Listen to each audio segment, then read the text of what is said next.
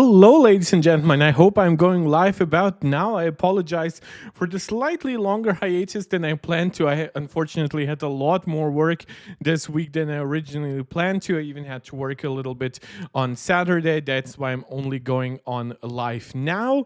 And I'm probably working in the afternoons and in the evenings this week, which will mean that I'm basically often doing all the videos I kind of wanted to.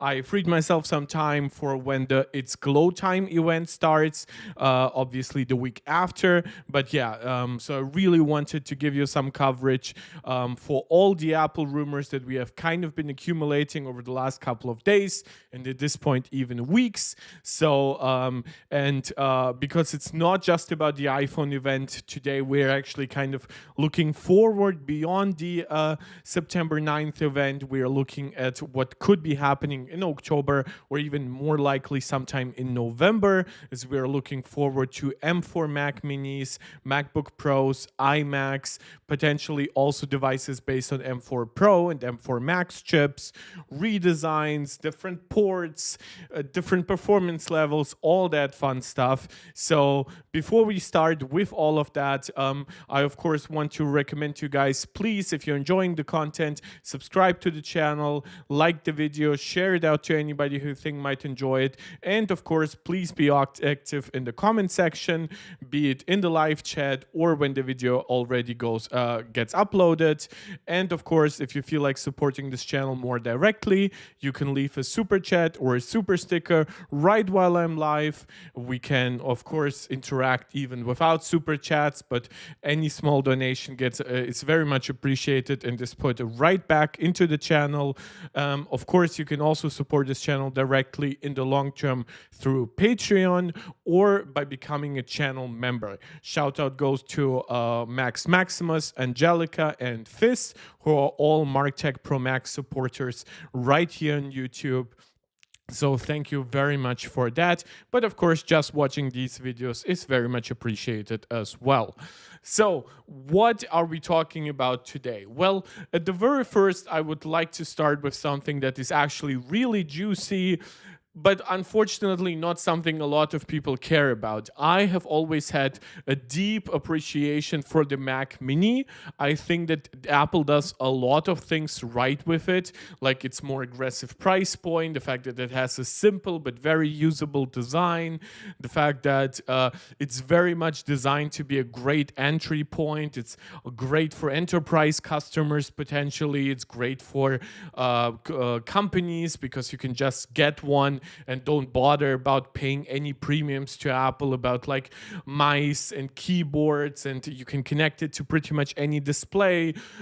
Like storage and RAM upgrade pricing, of course, is pretty Apple typically somewhat abhorrent, but it's doable to a degree given that the base power is actually pretty good, and of course you can work around it to a degree, especially when it comes to storage, by just connecting it to external storage, which especially for like a bigger enterprise company, you're probably not relying on like PC internal storage anyway. You're connecting it to some kind of server or some kind of NAS at the very least, and then dealing with that. So while the Mac Mini is not for me, because I'm not under any of the use cases I just described, I still think it's a very interesting device. I do think Apple could be a tiny bit more aggressive when it comes to pricing in it. Most importantly, I would like more base RAM and storage, so it becomes an absolute no-brainer for more people to pick up it below $1,000. Similar to how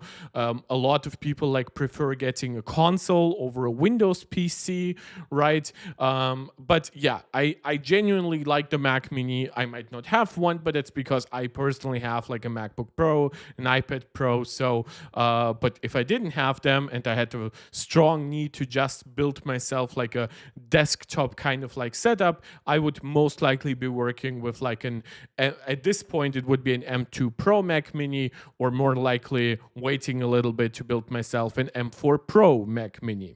So what is Apple planning to do about it? Now, as most rumors that we'll be covering today, they are coming from Apple rumor Jesus Mark Gurman. So shout out to my namesake here.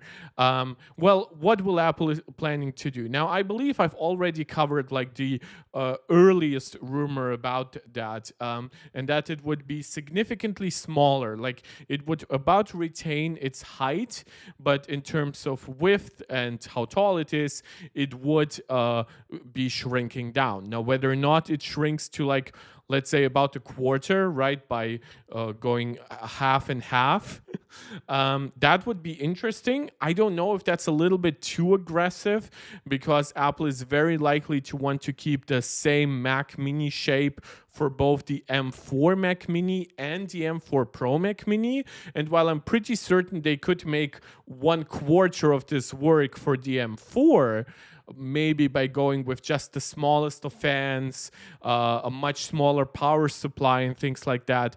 Once we are talking about the M4 Pro Mac Mini, that is where I'm kind of inclined to believe that Apple maybe reduces it not by like 75%, but maybe by 30-40% or something like that in overall volume. Maybe Apple also makes it a tiny bit taller, so that will make the cooling work even a little bit better, even if you shrink it down somewhat. We've obviously seen how Apple handles that on the Mac Studio. But basically, the overall shape and impression that you have of the Mac Mini would not change too much. If anything, it would migrate closer to the impression you have of an Apple TV 4K, right? Or any Apple TV for that matter. So Apple isn't going with like a circular design or like a full-on tower or anything else like that. They aren't going with the trash can Mac Pro design. They aren't making a mini cheese grater out of it. It would genuinely still be a smaller Mac Studio. So that's, to me, is very interesting, because obviously anything Apple can do to bring down cost by, for example, by making the box a lot smaller, they can ship more Mac Minis with one ship. While obviously that's not a huge portion of the cost, that's still something. If they can pull off the same kind of cooling and like a reasonable amount of power supply, right? What people underestimate a little bit, a Mac Mini still needs a larger power supply than what is needed for like just the M series processor, because obviously you connect accessories to it. And while yes, a super high power accessory like a display would still need its own power supply, like if you connect a lot of high performance storage to it, you still want it to have more power than would just be handled by the processor. So Apple cannot just cut it down to like a 50-watt power supply and say, oh, that's enough. No, that would give them problems with the Thunderbolt specifications and things like that. You generally want to avoid those issues. This is why partially people have talked about that Apple could take the power supply out of the Mac Mini, and similar to what they did with the iMac, making an external one, and then maybe give that external power supply also some additional ports, like a Ethernet port that instead of having to go all the way to now your Mac Mini would now connect to your external power supply somewhere under your desk. You can argue if that's a good decision or not on the Mac Mini. It obviously helped the new M1 and now M3 Mac Mini be a lot thinner than previous iMacs. Sorry, not Mac Mini, iMacs. But obviously some people love having a lot less cable salads, a lot just like dealing with a lot less of cable clutter. So in that regard, I know a lot of people still prefer having an internal power supply. Obviously, if you put the power supply internally, that also impacts your cooling needs. So while genuinely you can do 150, even maybe 200 watts of power supply pretty well, like passively cooled if you're like just putting it in the open, right? But once you're putting it in a chassis that also shares the heat of a processor that generates additional watts, let's put it that way, now you have to consider that that heat accumulates way more, and now you need larger fans, things like that. So obviously an external power supply would have a very disproportional impact on the size of the Mac Mini, because it wouldn't just shrink by the amount of the power supply that was inside, but you could generally also now get away with like a smaller fan or a smaller cooling system in general. Now that's the very basic understanding of how Apple could make a Mac Mini smaller. Doesn't mean, of course, that it's like the best kind of approach, because if you actually look at the Mac Mini here next to like a studio display, it's obviously not huge, right? It won't destroy your desktop space the way it's currently set up. But yes, if Apple can do things to improve logistics, to just make it a better Mac Mini, like with M4 versus M2, while still making it smaller, making it easier for them to ship around, maybe even just on a very basic level using less aluminum, which obviously is a little ridiculous because the cost of aluminum here is very, very small in comparison to the other components. But yes, Apple thinks of things like that, because once you're creating millions of something, once you are committing to creating millions and millions of more over the decades to come, you kind of have to consider those things. You have to put them into context with inflationary pressure and things like that. But the other thing is, what could Apple actually get rid of to make it smaller? And we've already talked about taking out the power supply, right? But you would still need a power supply. Now, one thing that you could actually take out are the USB-A ports. And when we actually go to Apple's website here, and we go to the Mac Mini, you will find that it's actually a very, very consumer-friendly device in that regard, because it hasn't gotten rid of a lot of old stuff. You see it has like its power cord thing, its Ethernet port, which I believe you can even upgrade to 10 gigabit Ethernet. You've got 4 Thunderbolt 4 ports, you've got an HDMI port, and you've got your 3.5 millimeter headphone jack, which Apple is still very fond of keeping on Macs, even though now the iPad has gotten rid of it. The iPhone, of course, has gotten rid of it since the iPhone 7. Apple is pushing things like AirPods, or even with EarPods, they're offering you USB-C solutions. So in my opinion, it's interesting that Apple kind of is not just still putting 3.5 millimeter headphone jacks inside Macs, but they're even advertising them as like high impedance ones, so they handle more power, so they can give you potentially better quality output on more premium headphone solutions. But as you can see here, there are 2 USB-A ports, which have USB 3 speeds. So they're definitely lacking behind the Thunderbolt ports in terms of like raw speeds. But for example, if you have a wireless mouse dongle or something like that, so like a 2.4 gigahertz adapter, things like that, or maybe even an adapter like that for like wireless headphones that work like with basically 0 latency, that's something you can use it for. Of course, you can charge things with it on a very basic level, because a lot of people own cables that are USB-A to Lightning, USB-C, micro USB. So there's definitely some use here, but obviously it's not like you can just like see, oh, there's USB-A, so let's just cut off this portion. But it's still extra space that you could potentially get rid of. And in my opinion, Apple will do so. And the other portion is that, according to Mark Gurman here, is that this Mac Mini will actually not just get rid of its 2 USB-A ports, but it would actually also reposition its USB-C ports a little bit. So it would go from 4 ports on the back to 2 in the front and 3 in the back. which if you look here, that of course makes sense. Now you can get even of a little bit more space on the back. And if you actually think of rumors that we've covered in the past about the M4 processor, we've talked about how it has twice the Thunderbolt controllers on the die versus the M3 and M2. And if you think about it, right, what that could mean.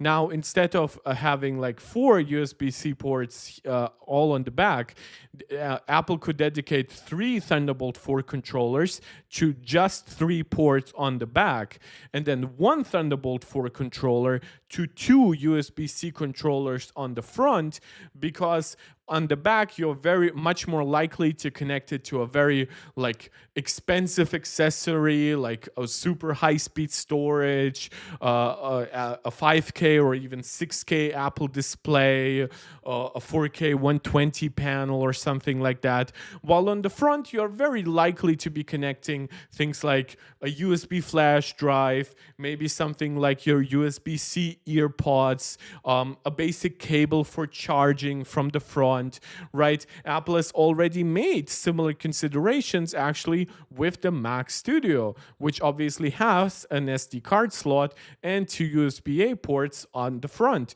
And if you actually compare that very quickly to the Mac Mini here. Now, granted, by the way, when we are talking about the basic M4 chip, it wouldn't be comparing to this one on the lower button, because that is for the M2 Pro version. We are comparing it to the basic M2 version, which has only 2 USB-A ports, 2 USB-C ports on the back. But that, of course, would line up with Apple's potential doubling of USB-C controller, Thunderbolt controllers on the M4 chip versus M3, M2, M1 chips. So while I made the comparison here to the M2 Pro, we don't yet know if the M4 Pro will have a similar like increase in Thunderbolt controllers. If you ask me, I wouldn't believe that. If anything, I'm kind of inclined to believe that M4 will get like the doubling of USB-C Thunderbolt ports, while M4 Pro and M4 Max instead keep the same amount of Thunderbolt controllers. Maybe they do the same thing like as the base model by migrating some of them to the front. So going from 4 ports to 5, not doubling them in the way that the Mac Mini does it, or over doubling them as it would be over the M2 version.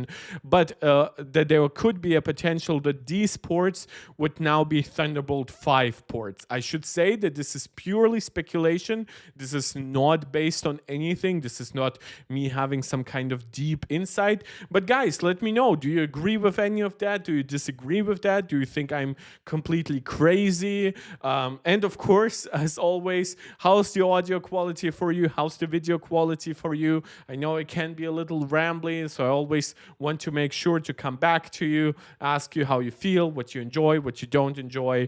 So if you especially look at this, right, at the more basic Mac Mini, cutting off the USB-A ports here and maybe adding a third USB-C port here almost feels, by the way, like there's space exactly for that.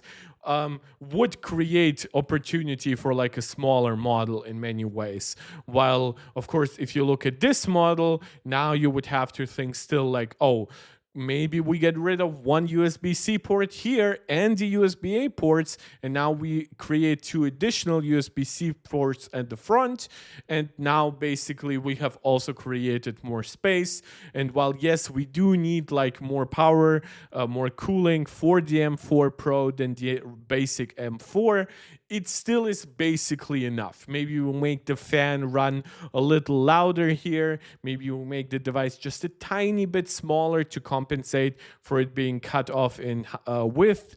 And then it basically works out. Now, again, Depends. Maybe Apple scraps those plans in the last minute. Honestly, I don't think that these plans are crazy in my opinion. So I think it's actually quite possible to make all of that happen.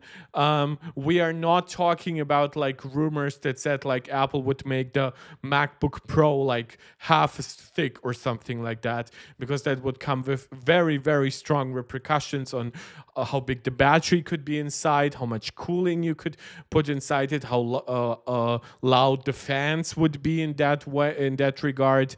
Here, I think it's still very much possible. And if you compare it quickly to the Mac Studio, which is also, by the way, still M2 based, so that's also very much due for an upgrade, but that's seemingly not happening until sometimes mid 2025. So when you actually look at its front ports, which where does Apple specify how good those ports are? So here we have 4 Thunderbolt 4 ports on the back. We have also USB-A ports on the back, by the way. You also see a 3-pronged power connector instead of 2, because obviously a Mac Studio needs a lot more power. You have 10 gigabit Ethernet by default over 1 gigabit Ethernet. But does Apple not? Well, on the front basically is because obviously the Ultra chip has a lot more PCIe lanes, those front ports are 2 Thunderbolt 4 ports here, while on the front of the M2 Max Mac Studio, you get 2 10 gigabit per second USB-C ports. So that's also something that Apple could do to differentiate the smaller Mac Mini from the larger ones, especially if maybe Thunderbolt 5 still isn't ready. Then of course the differentiation of having potentially 2 USB-C ports that go up to 10 gigabits on the front versus 2 Thunderbolt 4 ports on the front for the M4 Pro Mac Mini, that would be a nice way to differentiate those devices. But yeah, that is basically the Mac Mini. It's a good device right now, but of course it's now a full gen behind like the M3 devices. Obviously M4 already exists thanks to the iPad Pro, but we have not gotten any Macs with that kind of processor yet. So let's see how that all plays out. I personally think that a redesign is very likely here. I think Apple will do that just to attract more customers, and maybe they will also pitch some like enterprise benefits to that, like, oh, you save so and so much space, you can put more and more Mac Minis in like your server farms or something like that. Again, that's more speculative, but this is why I also don't really believe the rumors of an external power supply, because that would make enterprise development a lot more cumbersome. But who knows? But according to the most recent rumors, Apple will not be taking the power supply out. So this, according to Mark Gurman from the latest report that also talks about those USB-A ports being gone, is the new Mac Mini will apparently have an internal power supply, which obviously is a lot nicer than having to deal with now. If you're like working with 20 Mac Minis and all of them have to have like an external power supply like that, that of course would be a big problem for most companies. Yeah, but whether or not it shrinks down to exactly the size of an Apple TV or something close to that remains to be seen. Tipo Master saying, not to throw you off topic, but have you talked about the AnandTech closure? I'm quite sad about it. It's why I know so much about computers and ended up in the field. Well, for one, welcome, Tipo Master. I don't think I have seen you in a while. Yeah, AnandTech is closing down. There isn't that much that I can say about it. I really used to like AnandTech. I think they've been on a downward trend in recent years. If they've already had to cut down on employees, of course, and I think that not covering a lot more mobile technology was a big mistake. I think that the newest generation is very much interested in mobile tech, like A series processors and things like that in the way we might have been 10, 15 years ago in tech, like Intel processors, AMD chips, console processors, and things like that. So I think that the NAND tech was mismanaged to a degree in recent years. I think that its closing down was inevitable, given that they haven't really integrated into the more modern landscape of tech coverage, which is primarily YouTube, unfortunately. But it's a big shame, because I do believe they've done a very good, like, whatever job they did, which unfortunately was shrinking, I think was a job well done. Like, they went into a lot of details. They didn't just test things like Geekbench. They actually tested more professional stuff. They did gaming tests across, like, all the way from 720p to 4K to truly find potential CPU bottlenecks. So I have a lot of respect for AnandTech in general, but I unfortunately, like, it's kind of one of those things where you say, like, oh, I was shocked but not surprised, right? Because it's something that you could have seen coming, but it hits you in the moment it actually happens. But once you think about it for like 30 seconds, you're kind of like, oh yeah, right? If Apple were to shut down tomorrow, which obviously is a little ridiculous, right? I wouldn't just be shocked, but I would be incredibly surprised, because there were no breadcrumbs on the way to that thing happening. While obviously with AnandTech, there were signs, unfortunately, of it getting trimmed down, of it getting less and less interesting stuff. But yeah, it's still a big shame.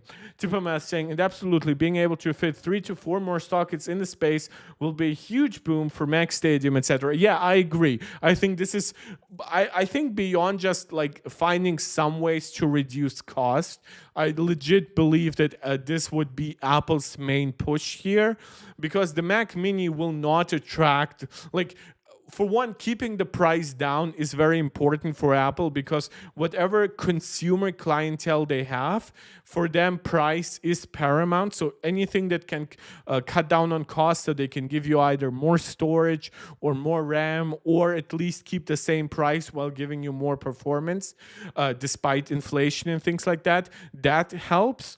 But I think a lot of like bulk orders, like things that Apple can really rely on to be buying Mac Minis, even outside of like the regular release cycle, because obviously server companies don't really think of like, oh, it's brand new, we have to buy it right now. No, they think of like, oh, our old stuff is not good enough, let us buy it. And they don't really care if something is brand new. They just care about if it's good value, if it's easy to integrate, if it's easy to like maintain. So yeah, I absolutely agree that let's just even say it's double the amount of Mac Minis that you can put in. Let's say it gets a tiny bit taller, but then it gets also a lot less. It gets a lot smaller footprint. Then I still think that it would be a big advantage. Now they would potentially need like new setups for these specific new Mac Minis, but that's like a one-time cost. Obviously, it will be the easiest thing to just replace an old Mac Mini in there with a new one. But if you're if you have potentially new customers that actually need more compute, then you would need to put in new Mac Minis in general. You wouldn't just be replacing old ones. And at that point, yeah, if a new form factor that actually can help you put in more Mac Minis would be a great help. And this is why I also don't believe that an external power supply was ever very likely, because that would go very much against that kind of use case. The fact that the Mac Mini is very space and energy efficient, and by Apple standards, very cost efficient, is basically the only reason why it exists. And putting some ports on the front probably wouldn't help server companies any much, but this is why I believe that those ports are more likely to be gimped in comparison to the ones on the back, and the ones on the back would still do all the work needed, especially like the Ethernet port, to actually make it like a server server grade device. Obviously not like a 100 gig Ethernet server device, but I think people who invest in that want also a lot more premium components than a basic M4 Mac Mini. So that's about it for the Mac Mini. Thank you, Tipo Master, for adding some detail. Obviously, when I talk about these things, I tend to sometimes generalize because I don't always know who am I addressing, right? I myself am not like an enterprise tech guy, but I have a basic understanding of it. And when I talk to the audience, I almost automatically assume they know less, not because I think they're stupid, but because obviously like people don't devote their life to this in a way that even I do as a hobby. But then, of course, a guy like you who is actually in tech, you would know more than I do. And it's always a good balance to know who is watching, who is commenting, who is agreeing, who is disagreeing. This is why I always say, please engage in the live chat. Let me know who you are, what your interests are. And now that we are half an hour into the stream, please consider giving a small donation if you can afford it. Give a small super chat or a super sticker, or become a channel member just like Fizz, Angelica, or Max Maximus, who are MarkTech Pro Max supporter over here. Or you can also become a long-term supporter over on Patreon. The link is in the description of the channel. Yeah. That's about it for the Mac Mini, which I ended up actually talking longer about than I thought. I think the reason is because I still wanted to like recap the redesign rumors, which I had already covered in previous videos. A similar thing would also apply to like a rumor that I'm talking about later today. But the fact that now a redesign is put into context with things like, oh, how many ports would it have, right? And oh, it won't be using its internal power supply like some people rumored. I actually think that those are very like function rumors, right? While I think a redesign is always interesting, it's always more interesting to me to how a redesign is actually achieved. If like a redesign just happens and Apple cuts off USB-A ports, doesn't give you more USB-C ports, dramatically makes cooling worse and things like that, I wouldn't actually think that it's a very good redesign, right? So that's why I like to go into detail, into nuance, into deeper analysis, and have your guys' feedback on how you perceive things like that. Now, obviously, it wouldn't actually be the only M4 Mac coming this year. Supposedly, this is by sources connected to Mac rumors. There would be a full-on like an event, or like at least like a news block on Apple's website, like reveal of multiple M4 Macs. While we usually expect most things to happen around October, like we would have in the September iPhone event and then an October event for Macs, this does point to a November release this year, which would actually sort of also like mostly line up with like the scary fast M3 event last year, which yes was still technically in October, but like at the very, very end of October. And of course, the actual Macs ended up coming out in November. So yeah, it's always like October, November is basically one release window in that regard. The most important thing is that they come out before the holidays so that people can actually buy them, gift them, and things like that. Yeah, so that of course is how it compares to the previous years, where the devices ultimately ended up launching on November 7th, while this is how they were unveiled and when you could pre-order them and things like that. So supposedly this year it's now happening sometime in November, probably early November. The Macs we are expecting are an entry-level 14-inch MacBook Pro with the M4 chip, which of course this model was new with the M3 MacBook Pros, where instead of just having MacBook Pros that are M Pro and M Max chips based, we now got a base M series MacBook Pro, but one that still maintain like the nice mini LED screen of the more high-end MacBook Pros.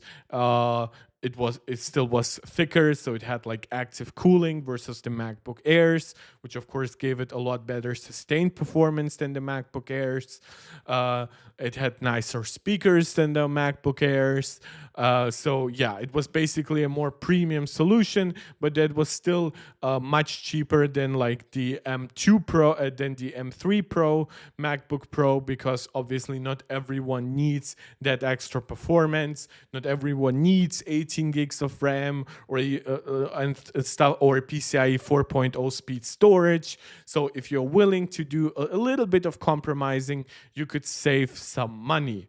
Then of course 14 and 16-inch MacBook Pro models would get M4 Pro and M4 Max chips. Now unfortunately we haven't heard too many details about those, like how their core count might change over the M3 generation. There would be a new iMac with the M4 chip. It seems like all rumors about like a larger iMac, like a 27-inch or 30 or 32-inch iMac, have kind of died down. Seems like iMacs are here to stay with like 24 inches and the base M series processor. A little bit of a shame. I definitely think Apple could at least, similar to the Mac Mini, make the Pro chips work. Most likely not the Max versions, but yeah, I do believe that there's a room here for like a 30-inch iMac with an M4 Pro chip, definitely. And of course, the redesigned Mac Mini that we just talked about. What is very interesting, and this kind of does go hand in hand with this rumor, and it is something we have talked about in the past, and that is that M4 Max might start with 16 gigabytes of RAM for the first time. Of course, the base RAM configuration for Macs still remains 8 gigabytes. Now, the one thing that we actually do have as a small sign of more RAM to come is the actual M4 iPad Pro, which while in its base configuration, it still has 8 gigs of memory. Supposedly, that base configuration is actually two 6 gigabyte modules that would obviously give you 12 gigs of RAM, but for some reason Apple locks it down in software to 8 gigabytes. Whether that's because those modules are actually like imperfect and needed to be binned down, or Apple does it completely artificially because they simply couldn't find 7500 megatransfers per second LPDDR5X modules with 4 gigabyte capacity. It could only find at the smallest 6 gigabyte capacity. That remains to be seen, but it's very likely that at the very least, we are moving to 12 gigabytes sometime soon. Now, of course, I would have loved to already seen it on the M4 iPad Pro, but alas, Apple still kept the 8 and 16 gigabyte different configurations that are also differentiated by the amount of storage you buy. So those go beyond just like how on the Mac you can buy more memory without getting automatically more storage. But that's the difference in how Apple sees like iOS devices, iPad OS devices versus Mac OS devices, where somebody might be happy with a certain amount of storage, but they might have very different RAM needs, for example. This is why the MacBook Air goes all the way from 8 gigabytes, which is pretty atrocious, to be honest, all the way up to 24, which even the iPad Pro doesn't give you, even though it actually has like a faster processor, because Apple believes that the operating system needs less memory, most apps on iPad OS need less memory, things like that would basically go into the consideration. Now, according to Mark Gurman, he has only seen 16 and 32 gigabyte configurations for current M4 Max, which in my opinion, if Apple actually like I hope that they would reduce upgrade pricing here, because currently to go from 16 gigabytes to 32 or from 18 to 36 on the M3 Pro versions, you pay like $400. Because it obviously costs $200 to go from 8 to 16. I would hope that Apple reduces that upgrade cost to also like 250, 300 at the very most. I would love for it to be $200. Right? I think that would be a no-brainer to upgrade for a lot of people. It would still generate a ridiculous amount of profit for Apple, and I think it would create a much simpler lineup, because instead of two or three RAM configurations for the base models, Apple could now work with just two. So instead of 8, 16, and 24, it would just be 16 and 32. Whether or not that means that the M4 Pro and M4 Max configurations change. For example, maybe if we actually go to Apple's website again, and we go to the Mac Pro here, and we look at its tech specifications. So how much RAM do you have here? So the M4 Pro starts at 18 gigs of RAM, which obviously wouldn't be a big upgrade over the 16 gigs that you get on the base version. That could conceivably move to 24 gigabytes. Like with 3 6-gigabyte modules, which obviously we know 6-gigabyte modules of LPDDR5X 7500 do exist. Apple uses 2 of them in the M4 iPad Pro. No, I'm sorry. It would be 3 8-gigabyte modules, which of course we know they do exist because Apple uses 2 of them in the 16-gigabyte M4 iPad Pro. I apologize. Yeah, but of course, if Apple still wanted to use 6-gigabyte modules, maybe there would be a big difference between the M4 MacBook Pro and the M4 MacBook Air that would come out sometime next year. Maybe the MacBook Air would be like split into a 12 and a 24 gigabyte version, while the MacBook Pro would be split into a 16 and 32 gigabyte version. And then Apple could still do different utilizations of 6 gigabyte modules, 8 gigabyte modules, and basically use their economy of scale to get as much of their supply line as possible, use some RAM also on iPad, less so on the iPhone, but of course it would be incredible in my opinion, because 16 gigs of RAM on a Mac is a lot. I would very much say that in terms of general system responsiveness, 16 gigabytes on macOS very easily would compare to something like 24 gigabytes on Windows. I am not one of those people who believe that like macOS magically consumes like two times less RAM or something like that, but it definitely is less RAM expensive than Windows. So Apple could just say, oh, you might have a 24 gigabyte Windows device at a similar cost. Here's our 16 gigabyte device. Performs about the same when it comes to memory utilization, but a lot better, obviously, with like the peak single core CPU performance of the M4. It's a lot more efficient because it's on N3E from TSMC. It's much more optimized than any other ARM system is on Windows. And if you want to get 32 gigabytes, hey, it's a little cheaper than it was before. And if you are actually like a power user, you're very unlikely to use a lot more than that. But hey, if you want more than that, now we make it easier maybe on the M4 Pro version to get like 48 gigs of RAM or something like that, maybe overall for like $200 less or something like that. So yeah, that's well, if you consider that Apple might offer more RAM also on the M4 Pro and not just the Max version, that would of course make it like $500 less expensive, because now you don't also have to pay the upgrade premium to go from the Pro to the Max chip. You just pay for the memory, which, yes, of course, Apple's memory comes at a hefty premium.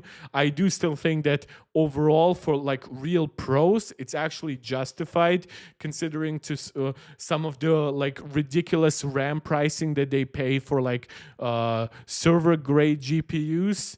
or just more RAM on GPUs, right? If you want to go beyond the 24 gigabytes that an RTX 4090 has, now suddenly to get 48 gigabytes, you cannot just pay $1,000 more. You now have to buy a GPU that is less powerful than a 4090, but also three times as expensive.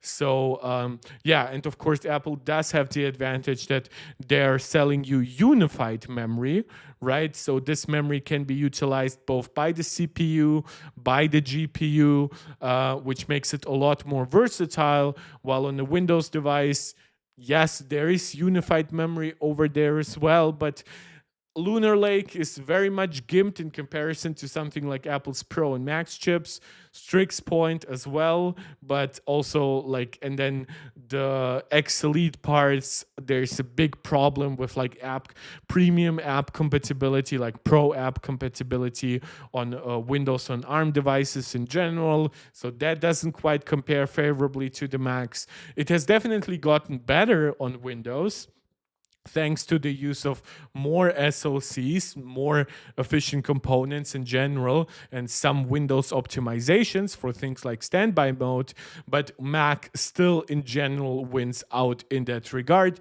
This is why Apple can afford to ask a premium. And then, of course, when Apple offers something absolutely unique, like 128 gigabytes of RAM on a laptop, and RAM that can actually be utilized also for 3D modeling tasks, which obviously goes far and beyond any GPU you can get in a laptop, then Apple pretty much can ask whatever price they want. That is the unfortunate side here. Apple's RAM pricing won't drastically improve until the Windows side gives Apple a lot more reason to sweat and worry that people might actually switch to the competition, because they now offer you more unified memory, also with all the benefits of Windows in general. But yeah, that's neither here nor there. Obviously, the main rumor is 16 gigabytes as a base configuration, at least for the Macs coming in November, which would obviously be very interesting, because when you think about the Mac Mini, right, the Mac Mini currently is at $599 with an M2 chip. It comes with 8 gigabytes of memory, right? So giving this one 16 gigabytes without changing the pricing would be quite an aggressive move. Apple could even still keep 256 gigabytes of storage here and just say, oh, if you really want more storage, you either buy it or you just connect external storage. But obviously with RAM, you cannot retroactively add RAM, and maybe pushing it to all the way up to $800 just to have 16 gigabytes might not be worth it. It might lose its value proposition versus Windows devices.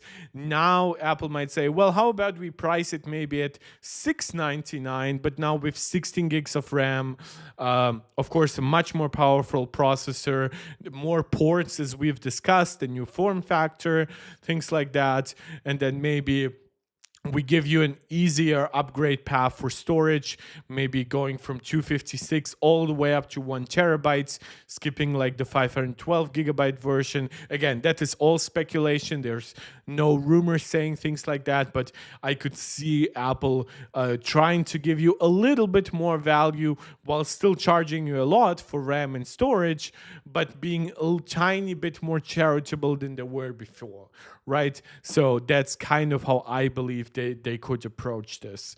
So basically, we've covered a lot of what could happen beyond the It's Glow Time event. We've covered the potential of a redesigned Mac Mini. We've covered it in the context of more M4 Macs coming out in November in general,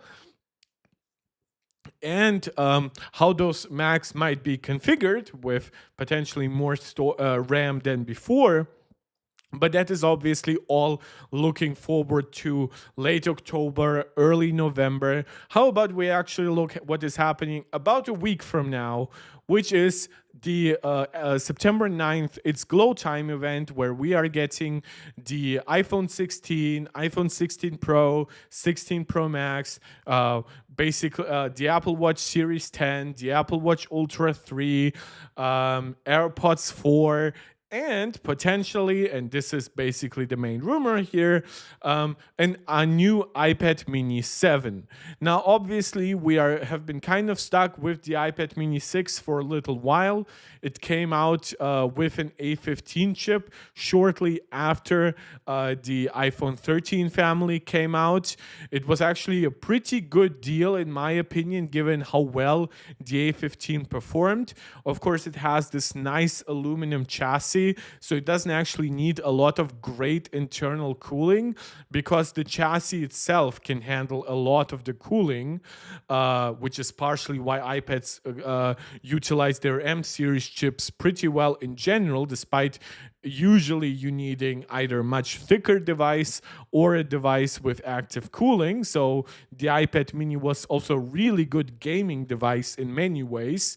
If you were willing to accept like a relatively slow response time 60 hertz LCD panel, it actually performed really well in the kind of mobile games that you got, things like Genshin Impact, COD Mobile, things like that. So, but it's overdue for an upgrade, and we've been asking ourselves, well, how would it be upgraded? Well, we thought it might come out like late 2024 or 2023, for example. And at that point, many speculated it would get a basically nothing burger of a chip upgrade just from A15 to A16, which obviously the A16 has like a tiny bit more CPU performance, a little bit more memory bandwidth, but it genuinely isn't a big boost. Like people weren't upgrading from an iPhone 13 Pro to a 14 Pro for the extra chip performance, right? So what would be interesting now is, of course, now it's launching late 2024. And people have speculated, well, it might get maybe like an M series chip, maybe to go alongside the iPad Air, which of course just got an update alongside the M4 iPad Pro. It could get an M2 processor. Now, I personally disagree with that. I think that would be a little bit too much power for it to handle. I think it would eat too much into battery life. I think it would make it run a tiny bit too hot. But yeah, the current iPad Air, for example, starts at $599. It obviously has a larger screen. It comes with 128 gigs of storage and 8 gigs of memory alongside an M2 processor, while the iPad Mini comes with 4 gigs of RAM on an A15 chip and only 64 gigabytes of storage. And all you do is you save $100, and instead of $599, it starts at $499, which obviously makes the iPad Mini a pretty bad deal. So if we actually want to analyze what is likely to change. Now, obviously, we've covered some potential upgrades to the iPad Mini in previous leaks and rumors already. So things like the screen would very likely stay about the same, but Apple might reorient it to limit jelly scroll issues. So that would be like where the scrolling looks like half the screen is updating almost at a different refresh rate than the other. And Apple would just they wouldn't necessarily give you a much faster screen, but they would just change the internal orientation of the screen, and now the issue would happen not in landscape mode, but in portrait mode, or the other way around. I personally don't care because I never had many issues with jelly scrolling, either on a 60 hertz panel or a 120 hertz panel. Obviously, 60 hertz would be worse than 120 hertz, but I never had issues with that overall. Now, as I said, the A15 chip would have to be upgraded. Some people have rumored it might be like time for it to get an Apple Silicon M series chip, maybe like an M2. I personally speculate it could get an A17 non-Pro chip, which would be like an A17 chip from the iPhone 15 Pro and 15 Pro Max, but maybe like with one GPU core disabled. That's just my speculation. That of course would enable it to handle Apple Intelligence, which the iPad mini with its current setup definitely cannot do. Or what also could happen is it gets the A18 chip that will also power the iPhone 16. Maybe not necessarily an A18 Pro, but however those chips are differentiated remains to be seen. And I wouldn't be surprised if it also gets 8 gigs of memory and 128 gigs of base storage, and it basically becomes a smaller iPad Air again for $100 cheaper. And it has like a newer processor, because obviously an A18 chip is of a much newer generation than an M2 chip, but an M2 chip has more cores, more oomph, more memory bandwidth to give you a generally more powerful result, while the iPad mini would be more focused obviously on efficiency, on giving you good battery life in this very small form factor, on not running too hot in this very small form factor. And I think that could work out all really, really well. Basically it could show up at this event, or maybe Apple announces it somewhere close to it. Sometimes Apple will announce devices not all during one event, but maybe they have like an event and a week later they announce something on their website, because maybe they think like an iPad mini wouldn't be too exciting to actually show during that event. So yeah, display upgrade, definitely not like getting tandem OLED or ProMotion or things like that, which is unfortunate in my opinion, but that is supposedly coming sometime in 2026, that we're getting OLED. And of course, a processor overhaul. I've already covered the potential of whether it's a much newer A series chip or a potential Apple Silicon M series chip. Definitely something, in my opinion, that would be able to handle Apple Intelligence. I think it would be quite a counterproductive reveal to show a device in late 2024 that couldn't handle Apple Intelligence.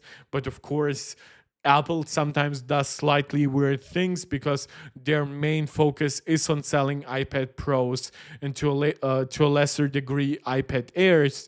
And of course, iPad mini is kind of like the stepchild, the redheaded stepchild of the generation always, where it's actually quite exciting when you consider how much you get in such a small form factor. But once you compare it to the very ambitious hardware that you find in the iPad Pro, or the very aggressive price point that you find in the base iPad, now it becomes kind of in this middle zone that doesn't really appeal to enthusiasts nor to value-oriented customers. So I think adding more RAM and more storage definitely would help with that.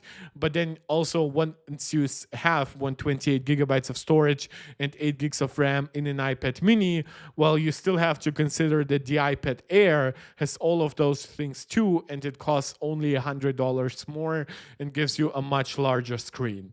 Other changes that might come could be like a new front-facing camera, maybe a repositioned one that moves from like the shorter side of the iPad mini to the taller one. Maybe it would also get support for the new Apple Pencil Pro, which obviously would require a new magnetic connector on the side here, which would also then be an opportunity to also reposition the camera, because that's kind of what exactly happened with the iPad Pro and the iPad Air.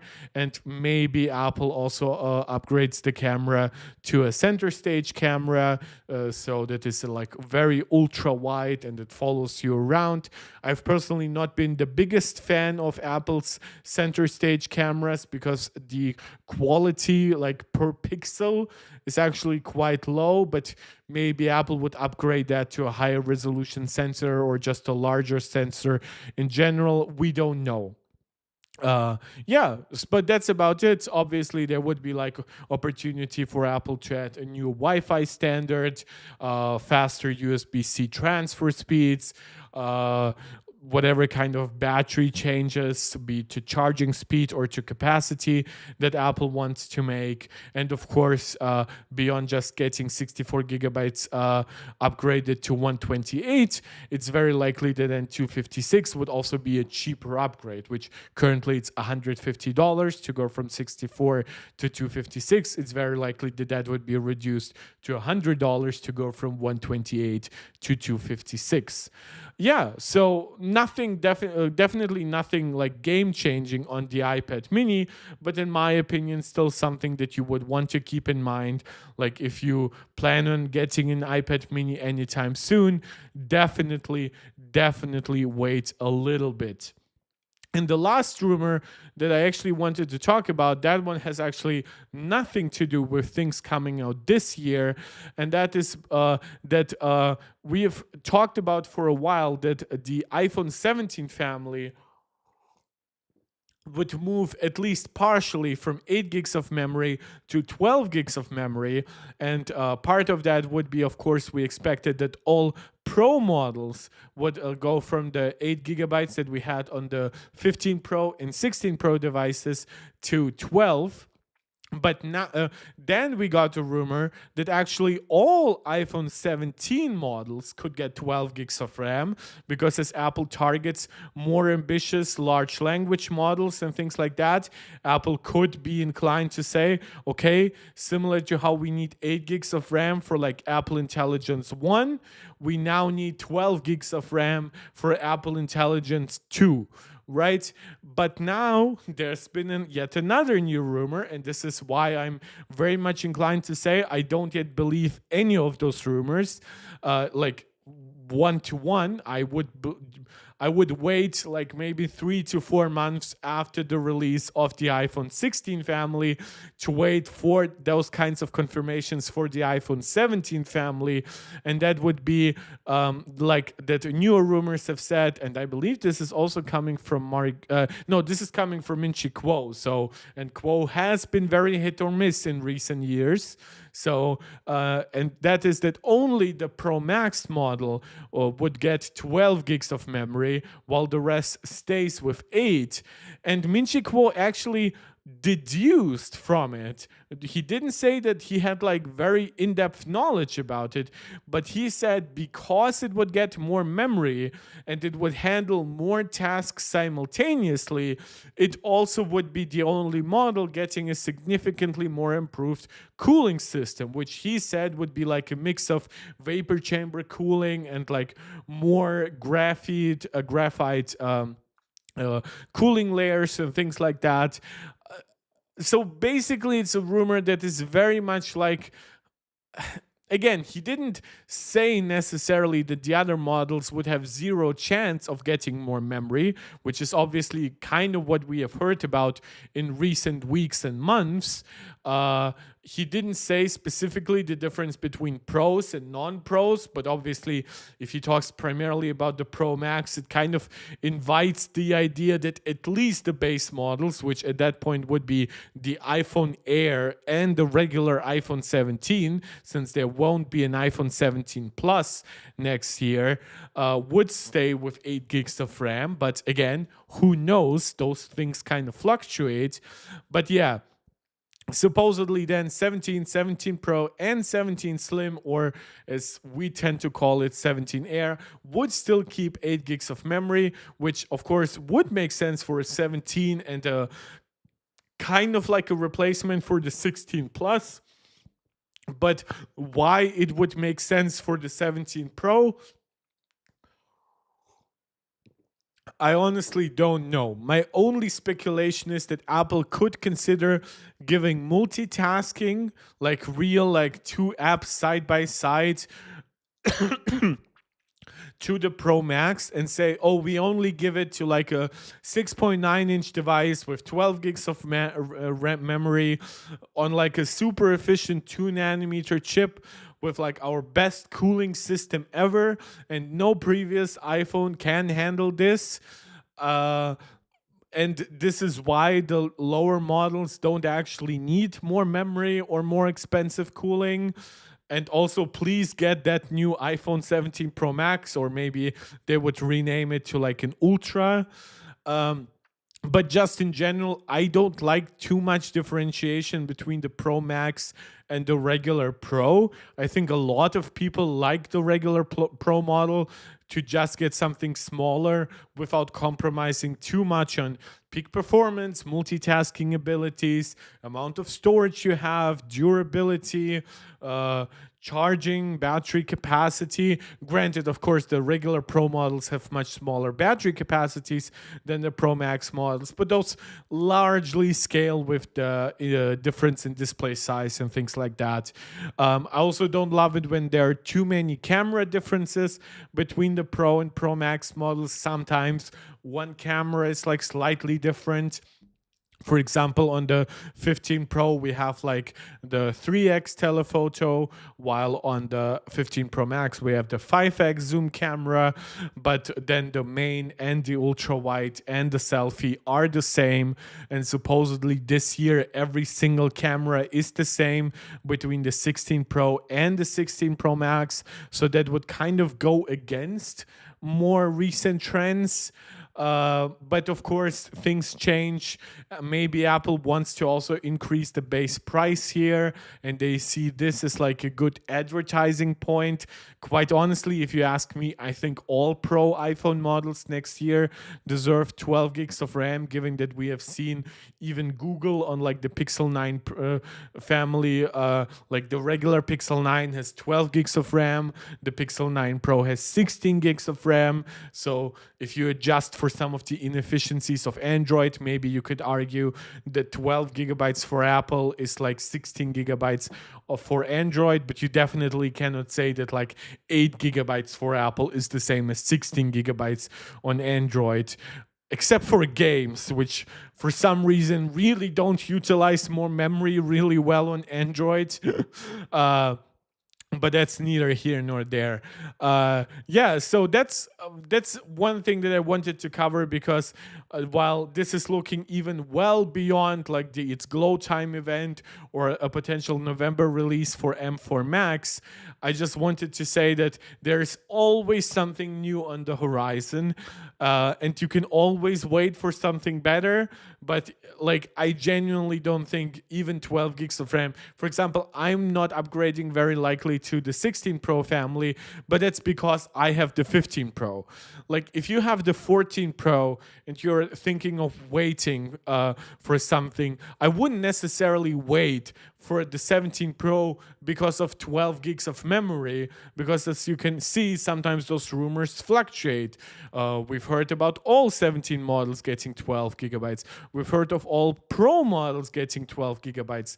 Now we heard of only the Pro Max models getting 12 gigabytes. So if you actually like the 16 Pro and you like the real world test that people get from it in terms of performance, battery life, don't let it stop you that at some point you might get 12 gigabytes, but also simultaneously don't let the excitement of like, oh, the latest and greatest being right there tell you that, oh, of course, there will be something even later and greater next year, right? So you can decide it for yourself. I just wouldn't recommend like subscribing to, oh, I need this specific model because this will be like the most future-proof thing because 12 gigabytes is game-changing or whatever. Like, I've seen 4 gig RAM iPhones like perform about the same as 6 gig models, and I've seen 8 gig devices still be like limited by their cooling capabilities. So while the device would be able to hold a lot more in RAM, it just won't do it because of battery and cooling concerns. So yeah, don't really look at individual spec points as like gospel and believing that it will change absolutely everything. It would basically make the new iPhone the best iPhone it can ever be, and it will be the perfect iPhone for years to come. That's not the case. Apple might go crazy, and then the 18 Pro Max would then get 16 gigabytes. Sometimes that happens. So yeah, I just wanted to cover this because I've seen some confusion about it, whether that means it's worth waiting or not, whether that means it will be transformative or not. And I just want to encourage you, just wait for the actual events before you create an impression of what a device, like what a singular specification means. Like some people have really started to like go on and on about RAM because they're saying like, oh, look, the A16 chip, it cannot handle Apple Intelligence because of 6 gigs of RAM. But then you look at it realistically, and individual features like the new cleanup right inside the Photos app, it uses like 600 megabytes of memory or something like that.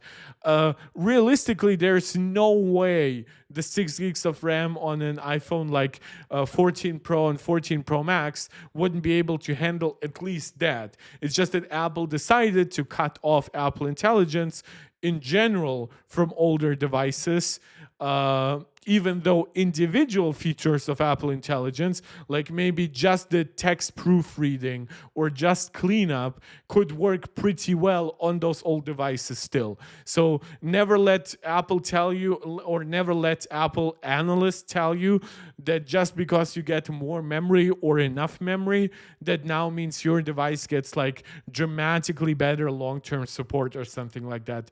That's just not how it works. Now, that about completes the rumor lineup for today, and I would like to finish this with actually a reaction, which I don't think we've done too much on this channel, and that is I've actually skipped on reacting to like the Pixel 9 Pro reviews, but there is actually something else that I would like to do with Pixel 9 content, and that is that ZONEofTECH, who obviously has a very, very good YouTube channel, recently has done a camera comparison between the iPhone 15 Pro Max and the Pixel 9 Pro XL.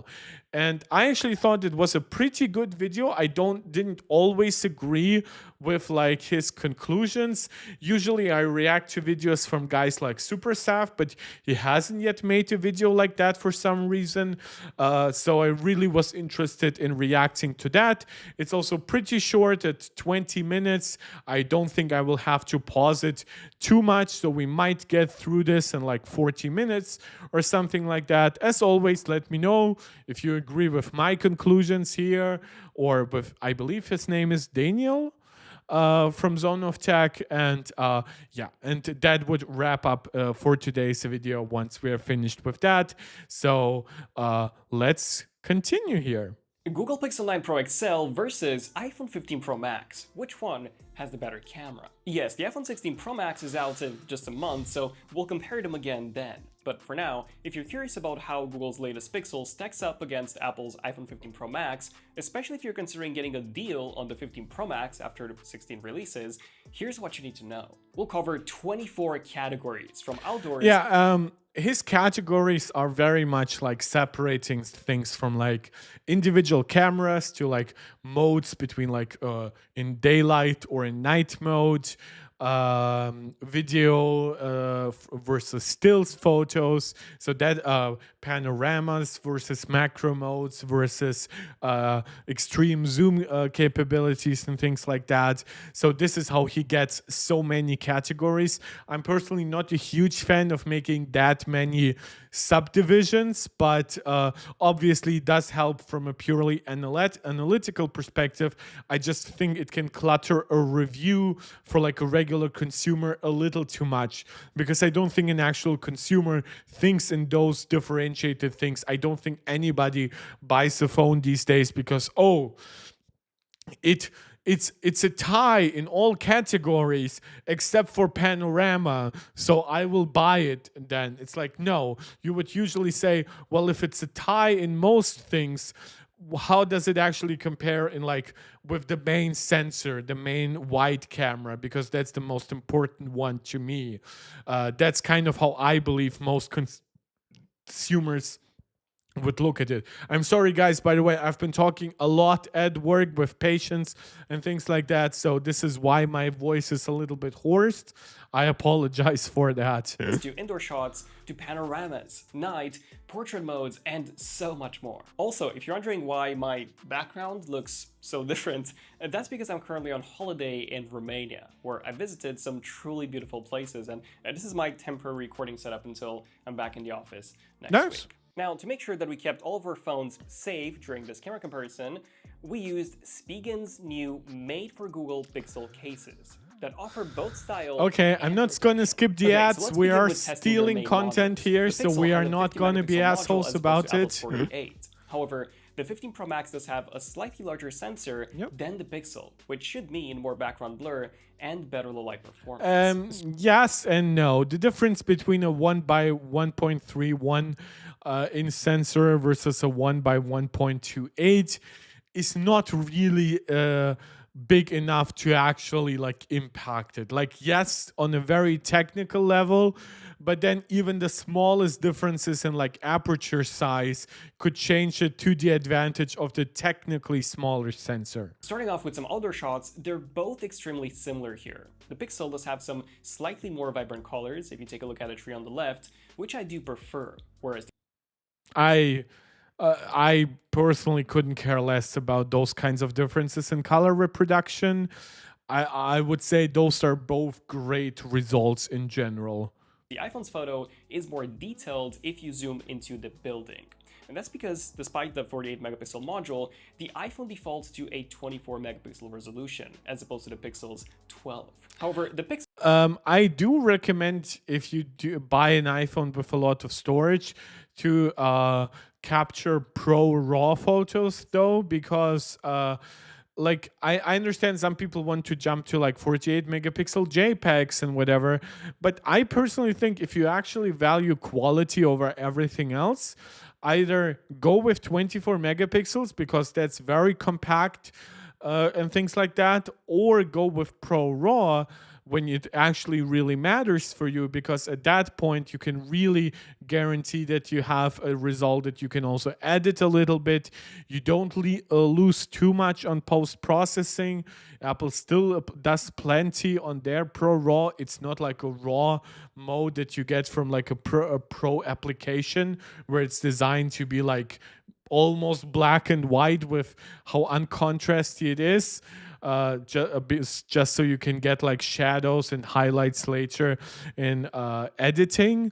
Yeah, so while yes, I know the Pixel obviously also lets you capture in full resolution mode, so does the iPhone, but I do believe the iPhone has by far the easiest full resolution, full quality mode with its Pro RAW mode.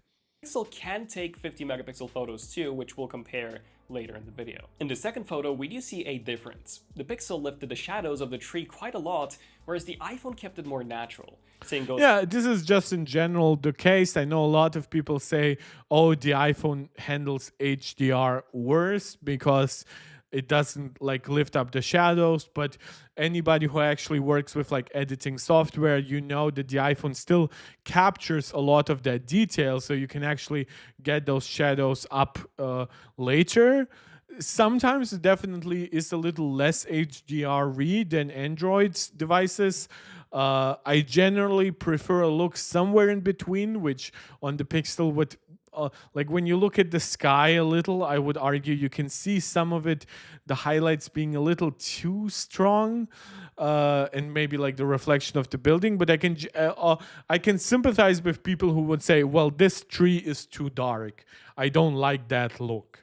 Right, so you can, it's a little bit of a like a taste perspective, but in general I would say maybe the Pixel actually does a slightly better job for regular people. For the shadows in the distance, the Pixel's entire image has a more HDR look, which I personally do prefer. In this second outdoor photo, we've got our head of security, Ren. And here, I do prefer the iPhone's photo as it's brighter, more vibrant, and just packs more punch. Also, despite the iPhone having the slightly larger sensor, the Pixel actually seems to have more background blur here. That's not how it works. Just because it's an ever so slightly larger sensor, it can also be that the background blur is a little bit more intense given very specific like distances. This over focus on, oh, the back is a little bit more blurry, that's a little bit artificial. That's with sensors these small, I wouldn't focus too much on that. All in all, they're both awesome choices for taking outdoor photos. The Pixel will tend to give you a more HDR look, if that's what you're looking for, whereas the iPhone will be sharper by default thanks to that 24 megapixel output resolution. So what about shooting indoors? Well, once again, the Pixel brings up the shadows much more than the iPhone in order to give us that Where are even too many shadows here? Like under here? I guess up there? HDR look. And in some cases, this does actually work quite well. The Pixel was able to retain the yellow color of the text in the menu, however, the iPhone was noticeably more detailed if we take a look at a table. And this also does come down to how quickly you capture those default shots, because when Apple switched to a 24 megapixel resolution, they actually did so while maintaining like the same instant shutter basically that they previously had for like instant capture, I guess, for like 12 megapixels. Pixel definitely obviously still is 12 megapixel, and once you push either one to like 48 or 50 megapixels, it definitely changes how long you have to take that image, how large the size is. So this is why I'm saying if you really want the best quality, go with the Pro RAW mode, because you would then have all the extra detail, not just in terms of like textures and things like that, but also like all the detail for color, shadow, exposure. Also, like I would argue that this table isn't just like more detailed on the iPhone, it's also way better exposed. And while we usually talk about like, Pixel is the one that lifts up shadows better, right? No, here on the iPhone, you can actually see if you're focusing on the right thing, you definitely still get very nice HDR looks from the iPhone 15 Pro. In the foreground. Of course, if you've got a shot with a lot of small details like this one with all the plants in the background, the iPhone will be the better choice. Yeah, I would. This is one of those shots because everything is like still in the image. I would just recommend using the Pro RAW mod, and even on the Pixel here, I would then also recommend using its 50 megapixel mode. However, the Pixel once again seems to do a better job of exposing the image. If we take a look at... I don't think anybody cares. This is the kind of thing where I would say if the greens here are actually the things in focus, right? Because those things really come down to where exactly did the phone like have its focus. It could be that the Pixel would have the same exposure, quote unquote, issues if it had been like moved by just 1 centimeter or something like that. It's similar to how when people say like, oh, this image was not in focus on this device, I'm like, well, yeah, but was it really completely incapable of taking that photo, or were you just not bothered to retake it? Because that's not how real people like behave. If a person isn't capable of shooting a still of a non-moving subject, they will try again. Unless it's completely impossible, maybe because the focal distance is just completely impossible, people will still do it. It becomes more of a problem with either moving targets or, as I said, if it's a subject that for some reason, maybe because of super low light, is kind of impossible to shoot. At the floor here, which is slightly blown out on the iPhone. So now that we know that the main camera module is very good on both, let's take a look at their zoom modules. Both come with a 5x telephoto. However, the Pixel's is 48 megapixels in resolution as opposed to the iPhone's 12.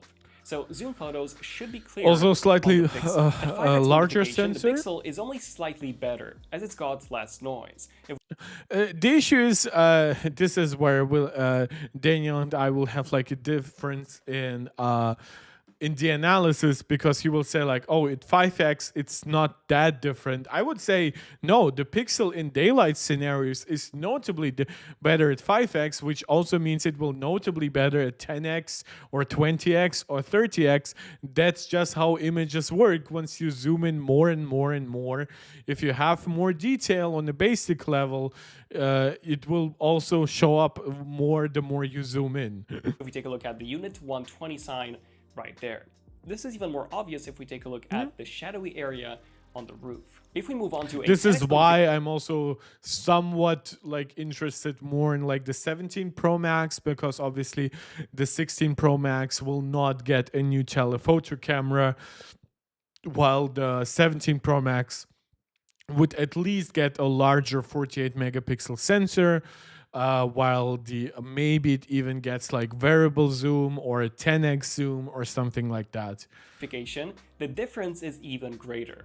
The engineering limited text is quite messed up on the iPhone, which I'm assuming was using machine learning to guess the letters, which it wasn't able to fully achieve.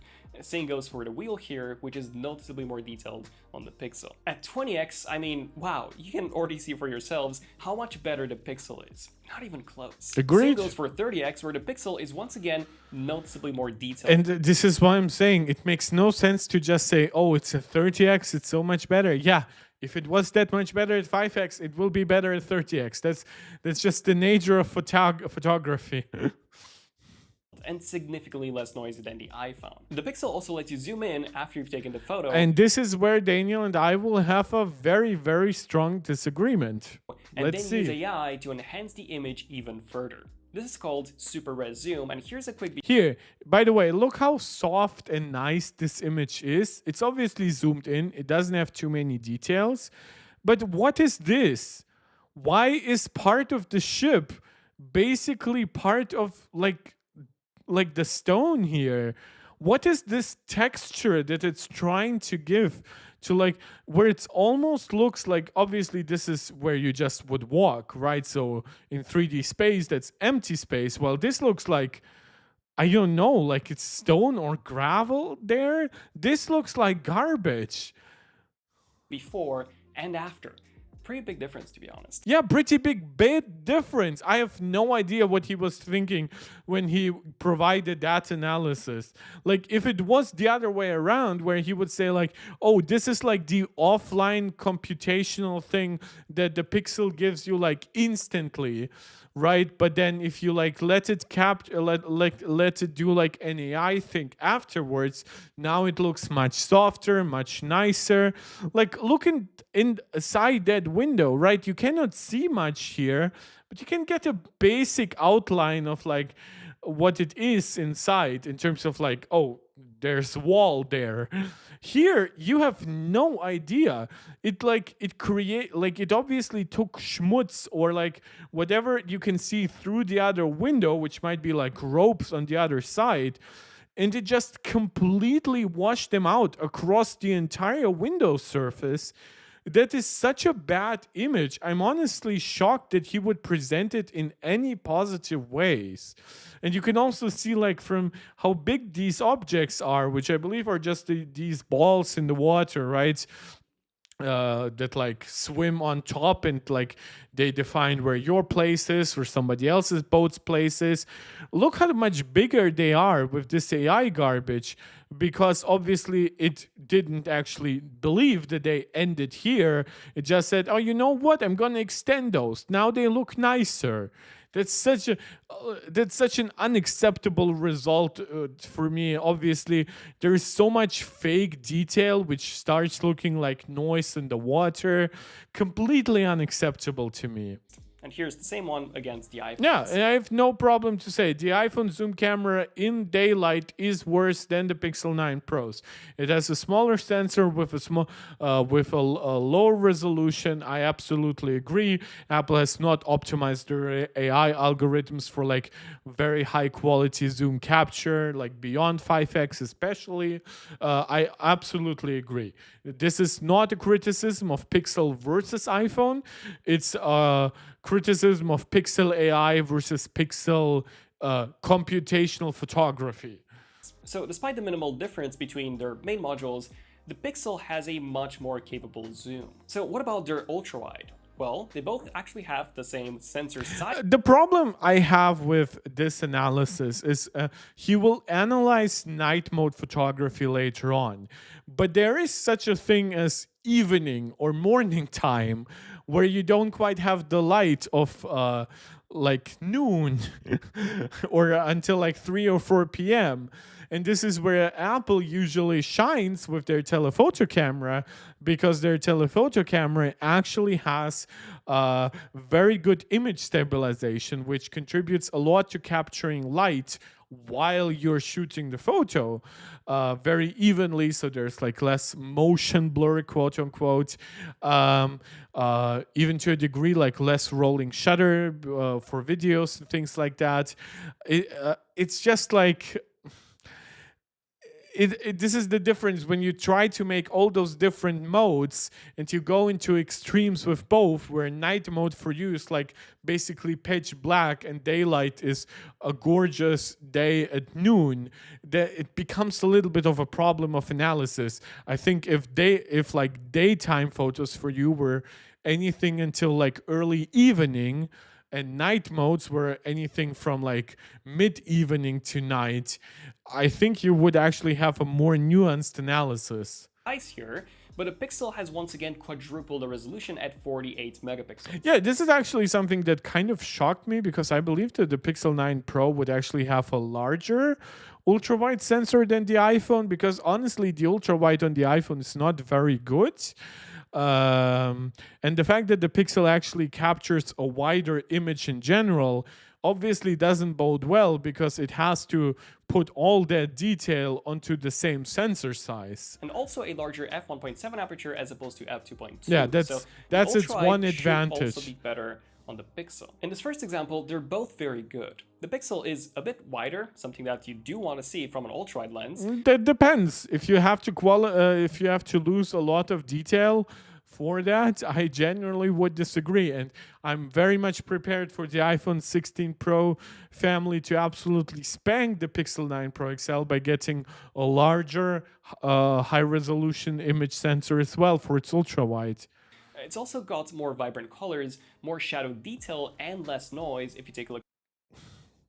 Barely, to be honest, but I'll take your word for it, because you obviously have seen the images like in their original resolution. I've watched the video in 4K. This is all now in 1080p for you guys. So thank you to Daniel for zooming in. But it is not as big of a difference. Look at some of the buildings here. Taking a look at a second sample, we can once again see that the Pixel's ultra-wide is wider, as it was able to get to more bolts in the photo. We can also see the extra shadow detail in the Pixel's photo at the top. This is the problem though with that kind of like, is it actually like more shadow detail, or is it just brighter shadows? Is there actually more detail inside? Because when I actually look at the texture of this, which would be like on a more shadowy area, right? It isn't quite as dark as what you get in here. But like if the sun shines from here, and you can still see so much more detail on this side, I would argue that you actually get a lot more detail in the shadow here on the 15 Pro Max versus the Pixel. In the photo, we can also see the extra shadow detail in the yeah, there isn't too much detail difference here to see. Photo at the top. Other than the image processing, which tends to be more HDR-like on the Pixel. Really? On that image? Well, maybe the iPhone just reflects a little bit more light in the water here, depending from the angle you were shooting. This is not actually one of those examples where I would say the Pixel is a lot more HDR-y. I would just say it has a brighter sky. And that wider field of view on the Pixel, they're both really good. Both of their ultra-wides also support macro. So if we take a look at the strawberry close-up right here, the iPhone is not only able to focus closer, but even the area that is in focus is much clearer. Same goes for this flower macro right here, where the colors are also much more vibrant on the iPhone. So if you hear about macro, the iPhone is the better choice. I don't care too much about macro, but hey, Pixel, a win. This is our Fruit Frenzy Wallpapers Pack by Glenn. which you can find Oh, where Apple another only ad. goes for Nice. iOS and Android. So what about portrait mode? Something that most of us take on Talking about ads, we're about 1.5 hours into the stream. I want to recommend to you guys again to please subscribe to the channel if you're enjoying the content. Like the video, share it out to anybody who you think might enjoy it. And of course, comment, let me know live in the live chat what you agree with, what you disagree with, what you think is the best smartphone camera right now on the market, of course. And beyond that, if you want to support this channel directly, you can leave a small super chat or a super sticker right here in the live chat. I'll read out your message, give you a big thumbs up. Every donation is very much appreciated. And if you want to support this channel in the long term, you can become a channel member right here on YouTube. Shout out go to Fizz, Angelica, and Max Maximus, who are MarkTech Pro Max supporter over here. And you can also support on Patreon. Link for that is in the description of this channel. On a regular basis. Well, the Pixel still cannot take portrait shots at 5x, only at 1x and 2x. We've got a photo of Harry from my team here at 2x, and although I prefer the colors on the Pixel, as well as the extra sharpness, the iPhone did a better job in terms of the edge separation. If you take a look at a tree, you'll see how the area where Harry rests his arm is in focus, whereas the area closer to his head isn't, which is really impressive. Same goes for portrait mode pet, where the iPhone once again applies this gradual blur to Ren's head, where it's more in focus towards the front and then gets blurrier on the left and the right. Although surprisingly, the iPhone did mess up the gradual separation on the grass though, whereas the Pixel did do a much better job. You can also use portrait mode on objects, and in this example, the iPhone was much better in terms of the background blur and that feeling that this may have been taken with a dedicated camera. Again, special modes, portrait versus things like versus macro. I do care in general more about portrait than I do about macro, but in general, I would just say I don't care too much about special modes versus just the general quality. The background separation isn't perfect though, but still pretty good. So it goes without saying that if you take a lot of portrait mode shots, whether person, pet, or object, the iPhone is the way to go. Now, Google has also updated their panorama mode this year. It is now far more intuitive to capture them, as you simply just follow the... This is actually something that really surprised me because I didn't know about the technical details. But during the Pixel 9 Pro event, which I watched live here, it is one of my worst watched videos, Google was showing off that they could apply computational photography principles during panorama capture, so you could do even things like night mode. But what they neglected to mention was the way they achieved that is by not giving you a full 30 plus megapixel image the way an iPhone does as you pan across. No, it gives you an image that is well below the resolution of a regular photo. So this is how they actually can compute so much more, because they're working with so much fewer pixels. Yes, that's 6 as opposed to 33 on the iPhone. So I really don't know what's going on here, but Google absolutely needs to fix this ASAP. Now, something that I love doing is taking raw photos that I can then edit later. And for that, I need the most amount of dynamic range possible, which so far, the iPhone has been the king of. However, this time around, the iPhone has been dethroned. Here's the original raw photo on both, and then here's the edited one, after I tried recovering as much shadow and as much highlight detail as I could. And even though the highlight recovery... This is where I really don't get, this is either a really poor edit or the raw photo was really, really questionable here. That sky looks like some kind of cotton blue candy. This looks like an actual image that was edited to look somewhat real afterwards. Everything about this image looks over processed in terms of colors. So I have no idea why he is praising it. Is about the same on both. The shadow recovery is significantly better on the Pixel. And again, that kind of image that he just took, showed us. Right, this image, I know the HDR idea here is oh, it's capturing this and this, but realistically, would you ever want a camera to be capturing this and that, right? like of course they, if your camera actually focuses onto the background to give you the highest quality like landscape part here, of course this thing would look a little soft. uh, and Drew Dufala, which I actually don't think I've actually seen you comment. Welcome. That's not how you do raw photo testing. The best way to do this is to expose extremely or overexpose. Exactly. That's kind of the point, right? That's not what he has done here at all. He tested more like HDR, the way we perceive HDR in like the common parlor. Like, oh, there is something that's exposed, like a little overexposed, and something that's underexposed. But usually, if you actually want to see how raw images work, you would try to capture something that is on, like, not where you have like two things that are slightly challenging, but you would have at least one thing that is like on the absolute extreme range of the spectrum. And like his sky in the pixel photo is almost the only example here. But I actually think this is more like just like a bad image captured by the pixel. I don't actually think that it's overexposure here. Well, it's not like overexposure in the sense that it was a very challenging scenario. I just think that the pixel screwed it up. I just think it decided it wanted a really bright, artificially blue sky. Yeah, I don't think this is actually like good raw testing. Like, especially given that on the iPhone you also have things like ProRAW, which give you a result like this even before editing, which is obviously a lot more advantageous for regular default smartphone users than what you get on the Pixel.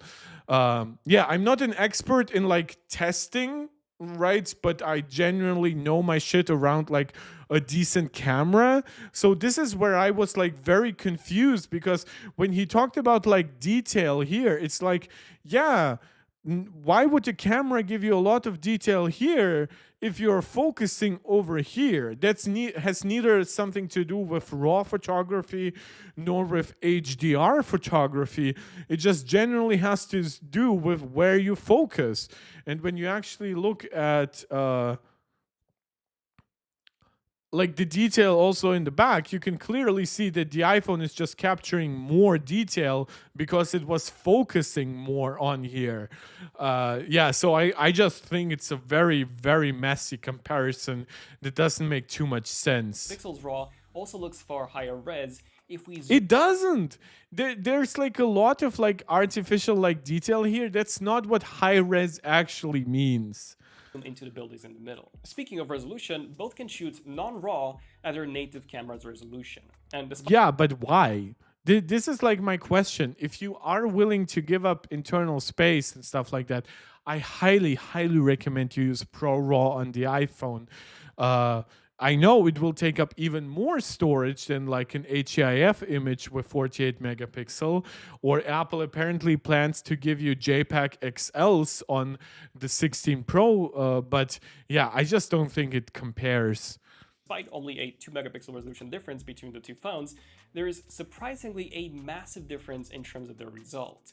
The Pixel did I mean, yeah, this is, by the way, this is where I will easily say, oh, Pixel, full on HDRW. The iPhone overexposed this part of the sky, and that's it, right? I have no problem with admitting that. I could argue that maybe the tree color looks a little less natural, but who cares? At this point, the result is very clearly better on the Pixel. But this is an actual test where I think people in their garden would sometimes struggle with a very like bright sky, and having a phone that compensates for that makes sense. The iPhone obviously tried to more focus on here, where it even like got rid of some of the contrast. So I definitely give the win here to Pixel. I genuinely believe you could have taken this photo better on the iPhone as well if you adjusted it a little. But hey, if maybe your dog was like a moving target and in the next shot it would have disappeared because it moved away, you cannot blame your like yourself for it. You would blame your phone for it. So this is a very clear scenario where the Pixel wins, where I think the test is actually relevant. but then it's unfortunately mixed up with a lot of other tests, like raw tests that aren't actual like raw image tests. Much better job at processing the image. The shadows are entirely gone from the iPhone's photo. The highlights are also blown out on the iPhone, and if we zoom into the plants in the foreground or almost anywhere else really, you'll see how much more detailed the Pixel 9's image is too. It is also worth noting that the Pixel's file size is almost double that of the iPhone's. But still, I think that Google should definitely consider defaulting all their photos to at least 24 megapixels like Apple did. I would love to hear from reviewers a lot more about what the actual like capture experience was with those kinds of special modes, like whether or not they actually like had to hold their phone steadier because it took how much longer time it took and things like that, because those things dramatically change whether or not you actually want to engage those modes or not. Like the reason why I constantly recommend Pro RAW to you if you have a phone with 512 or 1 terabyte of storage at least, is because it's actually easy to use. It's actually still fast. Its only downside really is, yes, it's a little slower than the regular mode, and yes, its image size is a lot larger, but but it also gives you, of course, distinct advantages given those compromises. As it's very clear that their 50 megapixel sensor is highly capable of incredibly detailed photos. Yeah, but for example, this image is where the iPhone is clearly like more vibrant, but without compromising on shadow detail, on contrast detail. So it will just depend from shot to shot. Okay, so I mentioned earlier that Spigen's latest Pixel cases have been super useful for keeping our devices safe during this comparison. Spigen's Tough Armor in the cushion technique, you get a black, and of which Spigen's Ultra Smart. I'm sorry, it's just a long ad. And both are excellent here in 4K 60. The Pixel's video tends to be brighter, something that I do personally prefer. Oh God, bro, you can just like it's one button basically to in editing afterwards to make it brighter. Also, with how iPhones handle HDR video right on the screen, how bright it gets, I genuinely don't want it to capture any brighter videos, because if you actually play them back in HDR, they're extremely bright. They're just not uniformly bright everywhere. They try to give you a lot more detail. If you actually look at the ground here, you actually see the texture of the ground. While on the Pixel, it's basically entirely washed out. Unlike with photos, the iPhone does seem to have more dynamic range here, with better shadow detail. Stabilization is also very good on both. Sometimes it seems to be better on the iPhone, sometimes... And of course, the iPhone here has another advantage similar to Pro RAW. While, of course, you can kind of go beyond Pro RAW with actual RAW, right, in every other phone as well. The iPhone has an advantage that is pretty much unique when it comes to video capture, and that is ProRes. This is where you capture significantly higher detailed videos, but of course you now have to capture a lot higher, bigger sized video files. So you can live with that compromise or not. I personally am not too big into ProRes video capture, but from time to time when the light is super bright and I know that the output image might actually struggle a little bit with the big contrast with like the extreme highlights and stuff like that, I actually do engage ProRes, because that is that gets it to a much better experience. It seemed to be better on the Pixel. Yeah, they're extremely close. Now, the Pixel can also do 8K video, although the way this works is a bit weird. It's bad. This is where I really dislike what the analysis here is extremely flawed, in my opinion. I'll explain as you enable says video it. boost, which will record a 1080p video file. So for one, we aren't even upscaling from 4K to 8K. We're upscaling from 1080p to 8K. So you can imagine the amount of fake detail that will be inserted in here. This will then be sent to Google servers for processing, and after a few hours, you'll get an upscaled 8K video clip. And yeah, this is where it's like after a few hours, you're getting an upscaled result. Like, bro, there are so many applications at this point to do that kind of stuff. Like I just wouldn't bother with it, to be honest. Also, by the way, the shot that he is showing here is for more detail is very clearly not fully in focus on the iPhone. So I'm not sure how This is relevant. definitely more detailed than Like you can actually see when it's actually like in focus, you don't really get too much more detail on the Pixel. the iPhone's 4K footage, although only by 10 You like get a lot of like harder lines, but that's not really detail. to 20% at most. Which brings me to video shots with a telephoto module, and here, at a 20x magnification, the Pixel is ever so slightly more detailed. Although the difference is quite small, and the Pixel's footage is also fairly noisy. However, the Pixel can also upscale its zoom video with Video Boost, and once it does that, the Pixel's footage will indeed be No, significantly that's not more a bad detailed. result for I would argue that I question the necessity of upscaling a video like that, but maybe if you're like upscaling like a soccer game of your kids and you had to capture it like with your 5x telephoto camera, and whatever detail you get out of it, it doesn't feel entirely artificial, which to the benefit of this video, it doesn't actually look artificial. Yeah, I will take it. The iPhone. It still is to me questionable to say that is an advantage of the Pixel itself. Now, granted, it is a Pixel exclusive service that Google offers, but theoretically, Google could give that kind of service to any phone that like pays for like Google One Premium or something like that.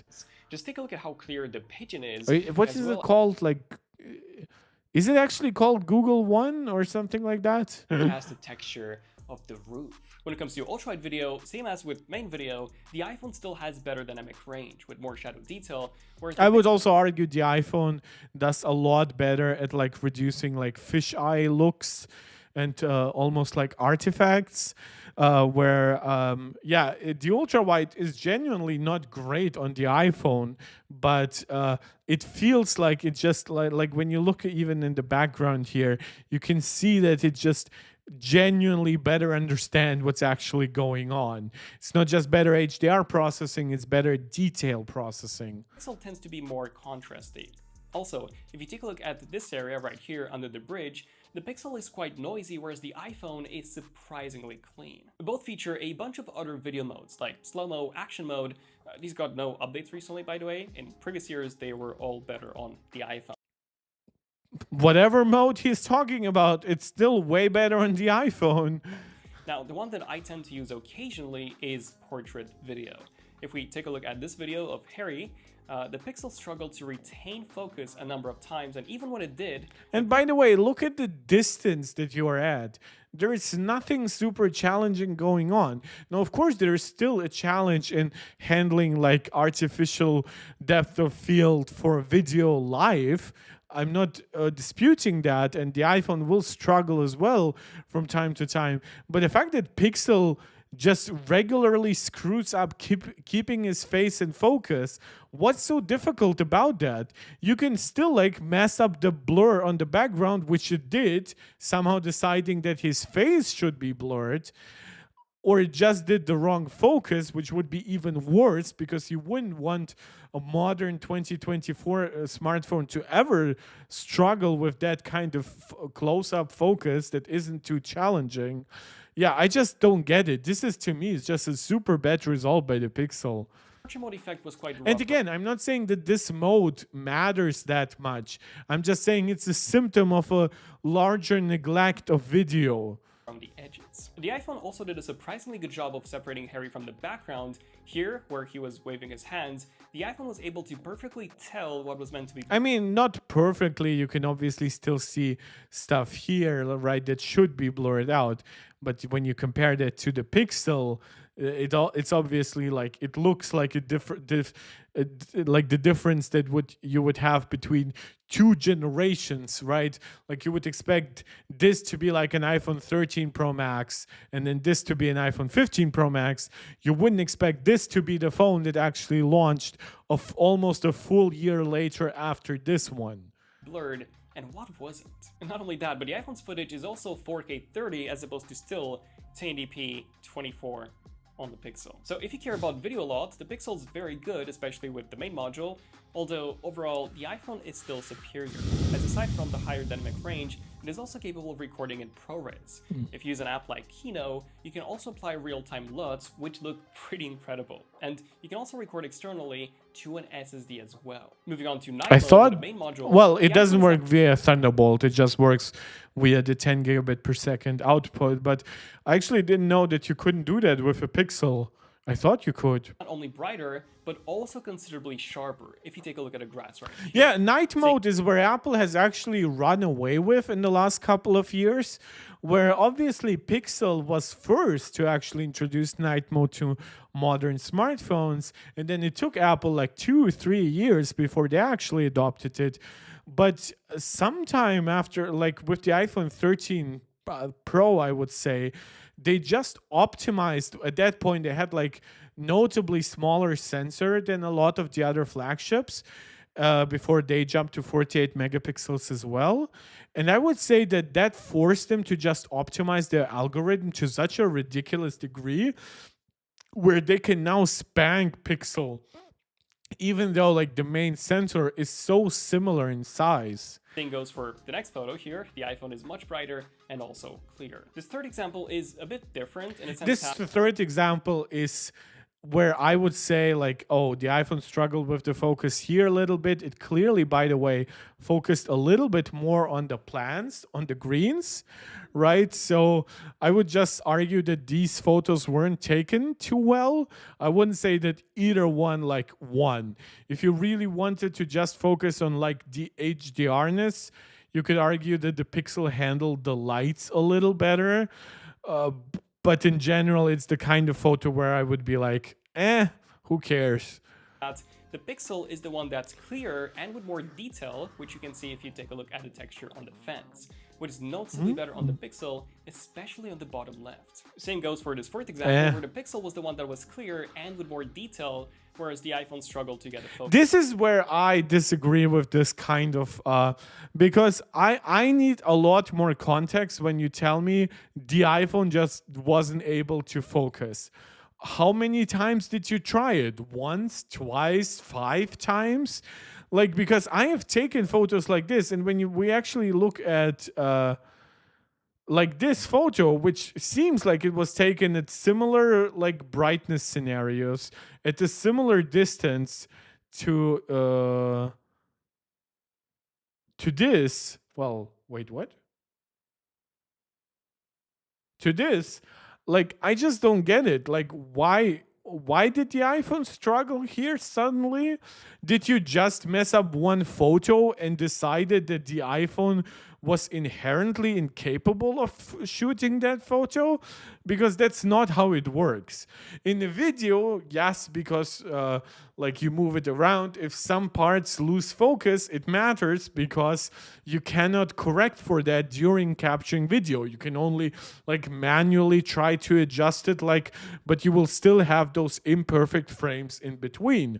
While here, if you mess up one stills photo, you just take another one, unless, as I said, the phone for some reason was inherently incapable of shooting at that range, which it shouldn't, or at that brightness scenario, which we'd already see wouldn't be a problem for the iPhone. So I just struggle with that kind of analysis. It just feels like it was done very quickly and with very little nuance. And with more detail, whereas the iPhone struggled to get a focus right. So it seems like they're both capable of achieving some impressive results while also failing to focus every now and then. Now, yeah, that happens, and then you try to focus again. You don't discard like data that way. You actually make it part of your review to say that sometimes this phone struggles or not. Again, I know that the iPhone will actually win the night mode comparison, so I'm not saying he has like entirely like or judged it wrongly. I'm just saying that for future phones, beyond iPhones, I just would like for that kind of testing style to be amended. It's similar to how I criticized with SuperSaf the fact that he never said for how long the night mode exposure would last on each model. It just added a lot of unnecessary confusion, in my opinion. terms of night zoom, unlike daytime zoom, the iPhone is slightly more detailed. Yeah, If we take a look at this is where superior image stabilization comes in. Whatever Apple has done with the 4x tetraprism zoom and maybe using a slightly smaller sensor than some people wanted them to, they definitely have compensated for a lot of that with very, very good image stabilization. the bench in the background or the table in the foreground. However, Ren is more detailed on the Pixel. That's not true. Those are not details. It's a harsh outline. That's not detail. Same goes here, where the iPhone is brighter and has more detail. Especially when you take a look at the grass on the right, the Pixel completely failed here. Yeah, and it does similar things to what we saw the iPhone do at like 30x and like makeup detail on its zoom shots. This is basically like complete garbage data. So the lower resolution on the iPhone's telephoto results in larger pixels on the sensor, which do make I wouldn't necessarily say that's the case, because in night mode the iPhones like would still like bin down to 12 megapixel on like the 48 megapixel sensor, so the Pixel could still do the same and give you nicer results, which I do believe it actually does. I think the default output for all Pixel photos is 12 megapixel, whether it's night mode or not.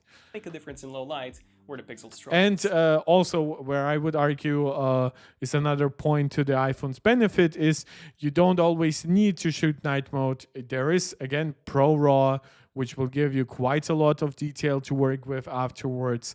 No, it doesn't do the computational like photo stacking of night mode, but it will give you quite a lot more detail than you would imagine to get from a very low light photo. Same applies to the ultra-wide, where the Pixel's high-resolution sensor does seem to struggle. Yes, the image does appear brighter on the Pixel, but that's all due to post-processing. Once we zoom in, you'll see that the Pixel lacks a lot of detail in the fence and the trees, which are extremely soft. Which brings me to night portrait, which, just like the daytime portrait, it only works at 1x and 2x on the Pixel. In this example, I much prefer the more stylized look of the Pixel. What does stylized even mean here? The iPhone's colors are far more accurate. Which, like, I would have expected, to be honest, these colors to be more accurate. Maybe it was actually like a super blue light environment, but yeah, it's interesting. And the image is much It feels like the Pixel almost just wanted to give him a natural skin tone regardless of the light out there. too. Whereas in this example, the Pixel did a much better job, as the iPhone is quite noisy. I'd But the Pixel isn't very detailed either. still give the night portrait win to the iPhone, as you can also use... And again, this is why I say I really don't care about something like night portrait, right? I think that is where we just force ourselves into these extremely small niche scenarios where, like, to be honest, the final results are actually so not great that I just would consider not taking them. And certainly if like my ultra wide or like my 5x failed me, I would then just use the wide camera in those scenarios, because it just has like 2-3 times more light to work with. That 5x module. Night video is a bit of an interesting one, as right out of the gate, the iPhone's footage is much brighter. It's not just much brighter, it's also much more detailed. That is not brightness that you get from like artificial brightening afterwards and bringing up shadows. You can actually see more, like this tree here, and also it has considerably less noise. However, the Pixel does support night side video, which will need to be processed on Google servers once again if you choose to do so, resulting in this super impressive footage. Yeah, this is what you can do, by the way. Like, I know it probably does some more by doing some AI upscaling, but I genuinely recommend try putting this footage into like a pro video app. Do like denoising. It will happen much quicker than waiting a couple of hours. Or sometimes like until the next day with what Google is offering you. Yes, you would have to involve like a different app or even like a different device, but you would actually be able to control the final result. You wouldn't have to wait as long for the final result. and you could make sure to actually control that, like you'd like denoise the image. You don't add like artificial detail through AI or something like that, which I know a lot of people aren't really big fans of. Here's a before and after, and as you can see, Video Boost significantly improves the Pixel's night video performance. And when compared to the iPhone, the Pixel's footage is now brighter and with less noise. The only downside is of course that long wait time, and the video itself may lose some of that night feel, as it will indeed be noticeably brighter. The night zoom video is pretty much like you would expect. Thanks to the iPhone's low resolution telephoto camera, which is better in low light, we can actually see the house Again, behind the it's not about pixel size in that. It's about how you actually use it. It's about the algorithms you apply to video and things like that. You cannot just say, oh, the iPhone uses larger pixels. It actually has a significantly smaller sensor here.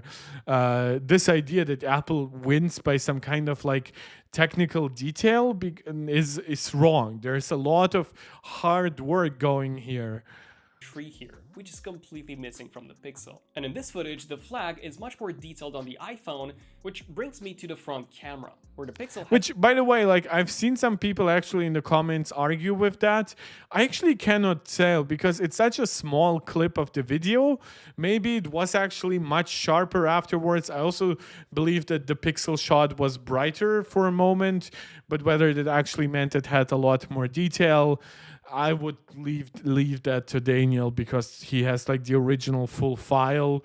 And while it's difficult to compare like stills photography in like a YouTube video, it becomes even way more difficult to compare video. Has a brand new 42 megapixel sensor as opposed to Apple's 12. This is the one thing where I would say Pixel should unequivocally win, because in my opinion, Apple has really neglected their selfie camera. Now, I personally don't care too much because I don't take too many selfies, certainly not in poor lighting conditions, but I genuinely would criticize Apple here because once you do go like to like the kind of large, almost like 1-inch main sensors, I do believe you should be trying to get like closer to like at least 1x2-inch selfie cameras. Got a selfie of Harry. The iPhone has this weird blue tint. Yeah, that's because it tries to correct for like the light of the sky and whatever. It's genuinely a worse result on the iPhone. Entirely missing from the iPhone. The Pixel selfie is also a bit wider. However, you can actually get it even wider on both phones once you switch to the group selfie mode. And here you'll see that the Pixel can go even wider here. So it's also unfortunate that Apple won't be upgrading, similar to how they won't be upgrading to 5x telephoto on the Pro Max this year. They also won't be upgrading the selfie camera this year. We are getting a new main and a new ultra-wide camera system this year. And then we're getting new telephoto zooms and a new selfie camera the year after on the 17 Pro family. So selfie-wise, the Pixel is definitely the better choice, at least in daytime. In nighttime, it's quite the opposite. The Pixel is less noisy. Which is hilarious given the different sensor size, resolution size. It's just like it really comes down to that what Apple is pulling off with night mode or just in general with low light photography has been incredibly impressive in recent years. And also I know a lot of people like criticize like the piss filter or whatever on the iPhone for giving you genuinely more like yellowish images. I will take a warmer image like that over this like alien skin garbage that the Pixel is pulling off here any day of the week. But that is simply only thanks to Google's heavy noise reduction. If you look at the F1 magazine in the background, you can still read the text on the iPhone selfie, but not in Google's. Whereas here, Google's selfie is significantly darker and with some heavy It detail. looks like it completely struggled to focus, which again, this is what I said like as an excuse for the iPhone. It also bears some thing here for the Pixel, which if it in 1 out of 5 struggled to zoom, I still would like to see the image where it actually got the focus right. Sorry, not struggle to zoom, but struggle to focus. if it really struggled to focus and it never got that image right in these lighting conditions, I would actually like to know that as part of the analysis, because now it matters a lot. Next up, we've got front video, which I'll let you guys listen to first. So this is a front video test between the iPhone 15 Pro Max and the Pixel 9 Pro XL. The audio you're currently listening to is from I the 15 actually Pro like the Max, Pixel results and here a the audio little you're more. currently As I listening say, to now it's is a from the larger Pixel 9 sensor Pro. on the Just Pixel. take a look at the differences in light, I loads think of you can detail zoom. around. Well, it's Make zooming in on comparisons, part of the and let us know image in the here comments which one anyway, you because think it's looks not better, and 16 by especially which 9. one sounds better. Okay, so you can probably tell that the Pixel's footage has way more dynamic range. The sky is almost completely blown out on the iPhone. I also like the colors on the Pixel more, and of course, that wider angle. Audio-wise, I did find the iPhone to be superior here. Then we've got The iPhone has like better audio quality, while the Pixel does a slightly better job at like fully reducing the noises from the background, which I know some people will say is like better audio quality for them. But when you actually isolate the voice, you can hear like more bass and stuff in the actual voice, which for somebody like me who has a pretty deep voice actually matters. portrait. And here, I once again much prefer the colors on the Pixel. However, the iPhone did a much better job with the background blur and its separation as opposed to the Pixel. Also, despite the Pixel looking higher res, once you zoom in, you'll see that this time around, the iPhone is actually higher res, with a Pixel It's sharpening higher everything detail, afterwards. not And higher lastly, res. let's talk about special camera features. The iPhone doesn't have anything aside from ProRes video, which I mentioned before. The Pixel, however, has loads. From Super Res Video and Video Boost to others like Best Take, which automatically picks the best photo in a group shot to make sure that no one is blinking. We've also got the new Magic Editor, which not only lets you remove objects or move them around, All that but now lets AI you garbage. regenerate a specific area of your photo. For example, if you want to change the grass into autumn leaves, you can do that. You also get Again, how does that have anything to do with actually camera features? Those are photo features, those are editing features, and I think you can bring them up in a way, but those are actually not camera features. a built-in Pro mode for the Like that one feature where you add like another person in a group shot by like handing one of the other people the camera, and then you combine those shots. That is actually a camera feature because at least it happens in camera. camera, something that the iPhone does not have natively at all. But my favorite I mean, yeah, but you have like pro apps. You have like the Black Magic camera app, which is like free on the iPhone. So I really don't get that. feature is anime, which lets you be in a group Yeah, photo, that is the even if you're only one taking the camera shot, simply feature by you giving that the I phone would, to but it's someone still else, and then a Pixel will overlay the new photo on top of the original. And the cool thing is that you can also use this to add yourself in the photo a couple of times, which can be quite fun. But okay, all in all, which one again, it doesn't say anything about the actual camera though. has the better camera? Well, if you mostly take outdoor and indoor shots using the main camera, they're both going to be incredible here. Same goes for daytime video and nighttime shots. Daytime video, the iPhone definitely won though. Like on the main sensor and basically every other sensor. Just because the iPhone is dramatically better at night video doesn't mean that it still didn't win daylight video. For the majority of the photos that you'll be taking, they're both excellent choices. However, if you do like to take zoom photos in daytime, the Pixel is going to excel here. Same for ultra-wide shots. These are also going to be better. I would say ultra wide was pretty much neck and neck, because again, it's also like the difference daylight or like early evening time, right? It doesn't have to be a night mode photo to be more challenged by lower lights. On the Pixel. Raw photography is also superior. The raw photography test was wrong, as was pointed out by Andre Dufala, who commented live. Yes, this has nothing to do with raw testing.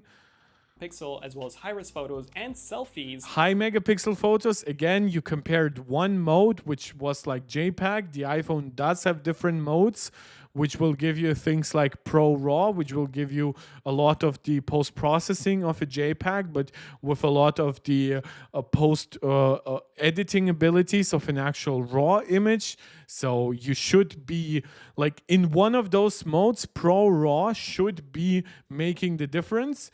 It doesn't have to make the difference in both modes. You can say, oh, in high megapixel mode, we are not going to test Pro RAW.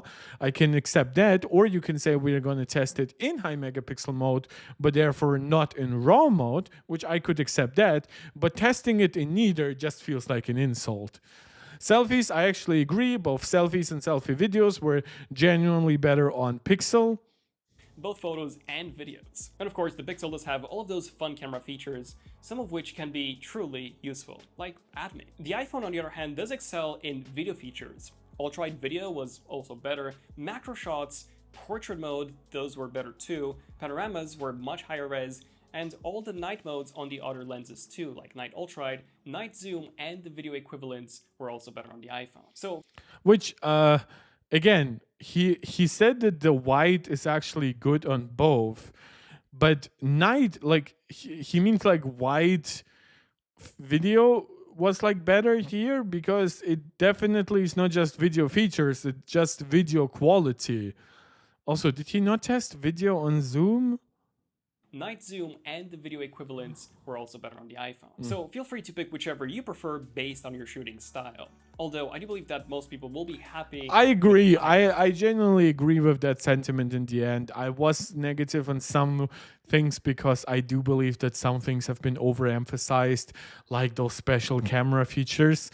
But I also genuinely believe that if you're somebody who isn't really a stickler for like photographic authenticity, I do believe you will enjoy those. So thank you to ZONEofTECH for having a pretty detailed comparison.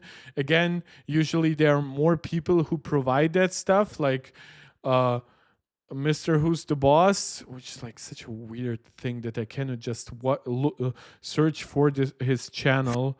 Like here's like a Pixel 9 Pro review, but like no camera comparison, which he usually does, and like Super Seth, who usually is like the first guy to do like detailed camera comparisons. Is that because the Pixel just is so much less impressive this year as a year-to-year upgrade that people just believe that, oh, it might win against the iPhone now in selfies and like in a little bit better in zoom, but like in main and stuff, which actually is the one that matters the most, it will still lose against an almost 1-year-old iPhone, and the next iPhone is just around the corner, which obviously wouldn't be too great of a sign that would be what makes them not do the review, like the comparison, but it is what it is. Not trying to create conspiracy theories here or anything. Obviously, those guys still do a pretty good job in general. Yeah, and that basically wraps up the video for today. I want to thank you guys for tuning in.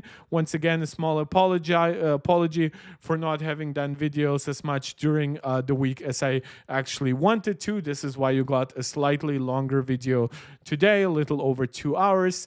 As always, subscribe to the channel if you enjoy it, like the video, share it out to anybody who you think might enjoy it, comment on the video once it has already been uploaded. That helps a lot with the algorithm. If you catch me live, consider leaving a super chat or a super sticker, as every small donation gets reinvested right back into the channel. Or if you want to support this channel directly in the long term, you can do so over Patreon. The link for that is in the description, or like not of the video but of the channel, or you can become a channel member right here on YouTube. Shout out go to Fizz, Angelica, and Max Maximus, who are MacBook Pro Max supporters right here on YouTube. As always, let me know what you would like to see me cover next. Obviously the week after next week, because technically it's still Sunday. I will be covering its Glow Time iPhone 16 event, and after that I'll be covering whatever keeps coming out in terms of that new iPhone, those new Apple Watches, and things like that. Of course, reviews, camera in-depth analysis, battery life videos, performance breakdowns of A18, all of that fun stuff to follow. And then we will be looking forward to M4 Max, redesigned Mac Minis, more RAM on the base MacBook Pro. So quite a lot of stuff that will be still happening in the world of Apple this year. Of course, still the launch of macOS Sequoia, iPadOS and iOS 18, the launch of Apple Intelligence, and much more. Let's see how much of that actually ends up coming to Europe in a big way, because I'm kind of handicapped in when it comes to testing Apple Intelligence and things like that. Because I am in Germany, maybe there will be easier workarounds for that, so I can finally test it out for you as well. But we'll cross that bridge once we get there. Thank you all for your incredible support. I'll see you guys next time. This is Mark Tech, tuning out.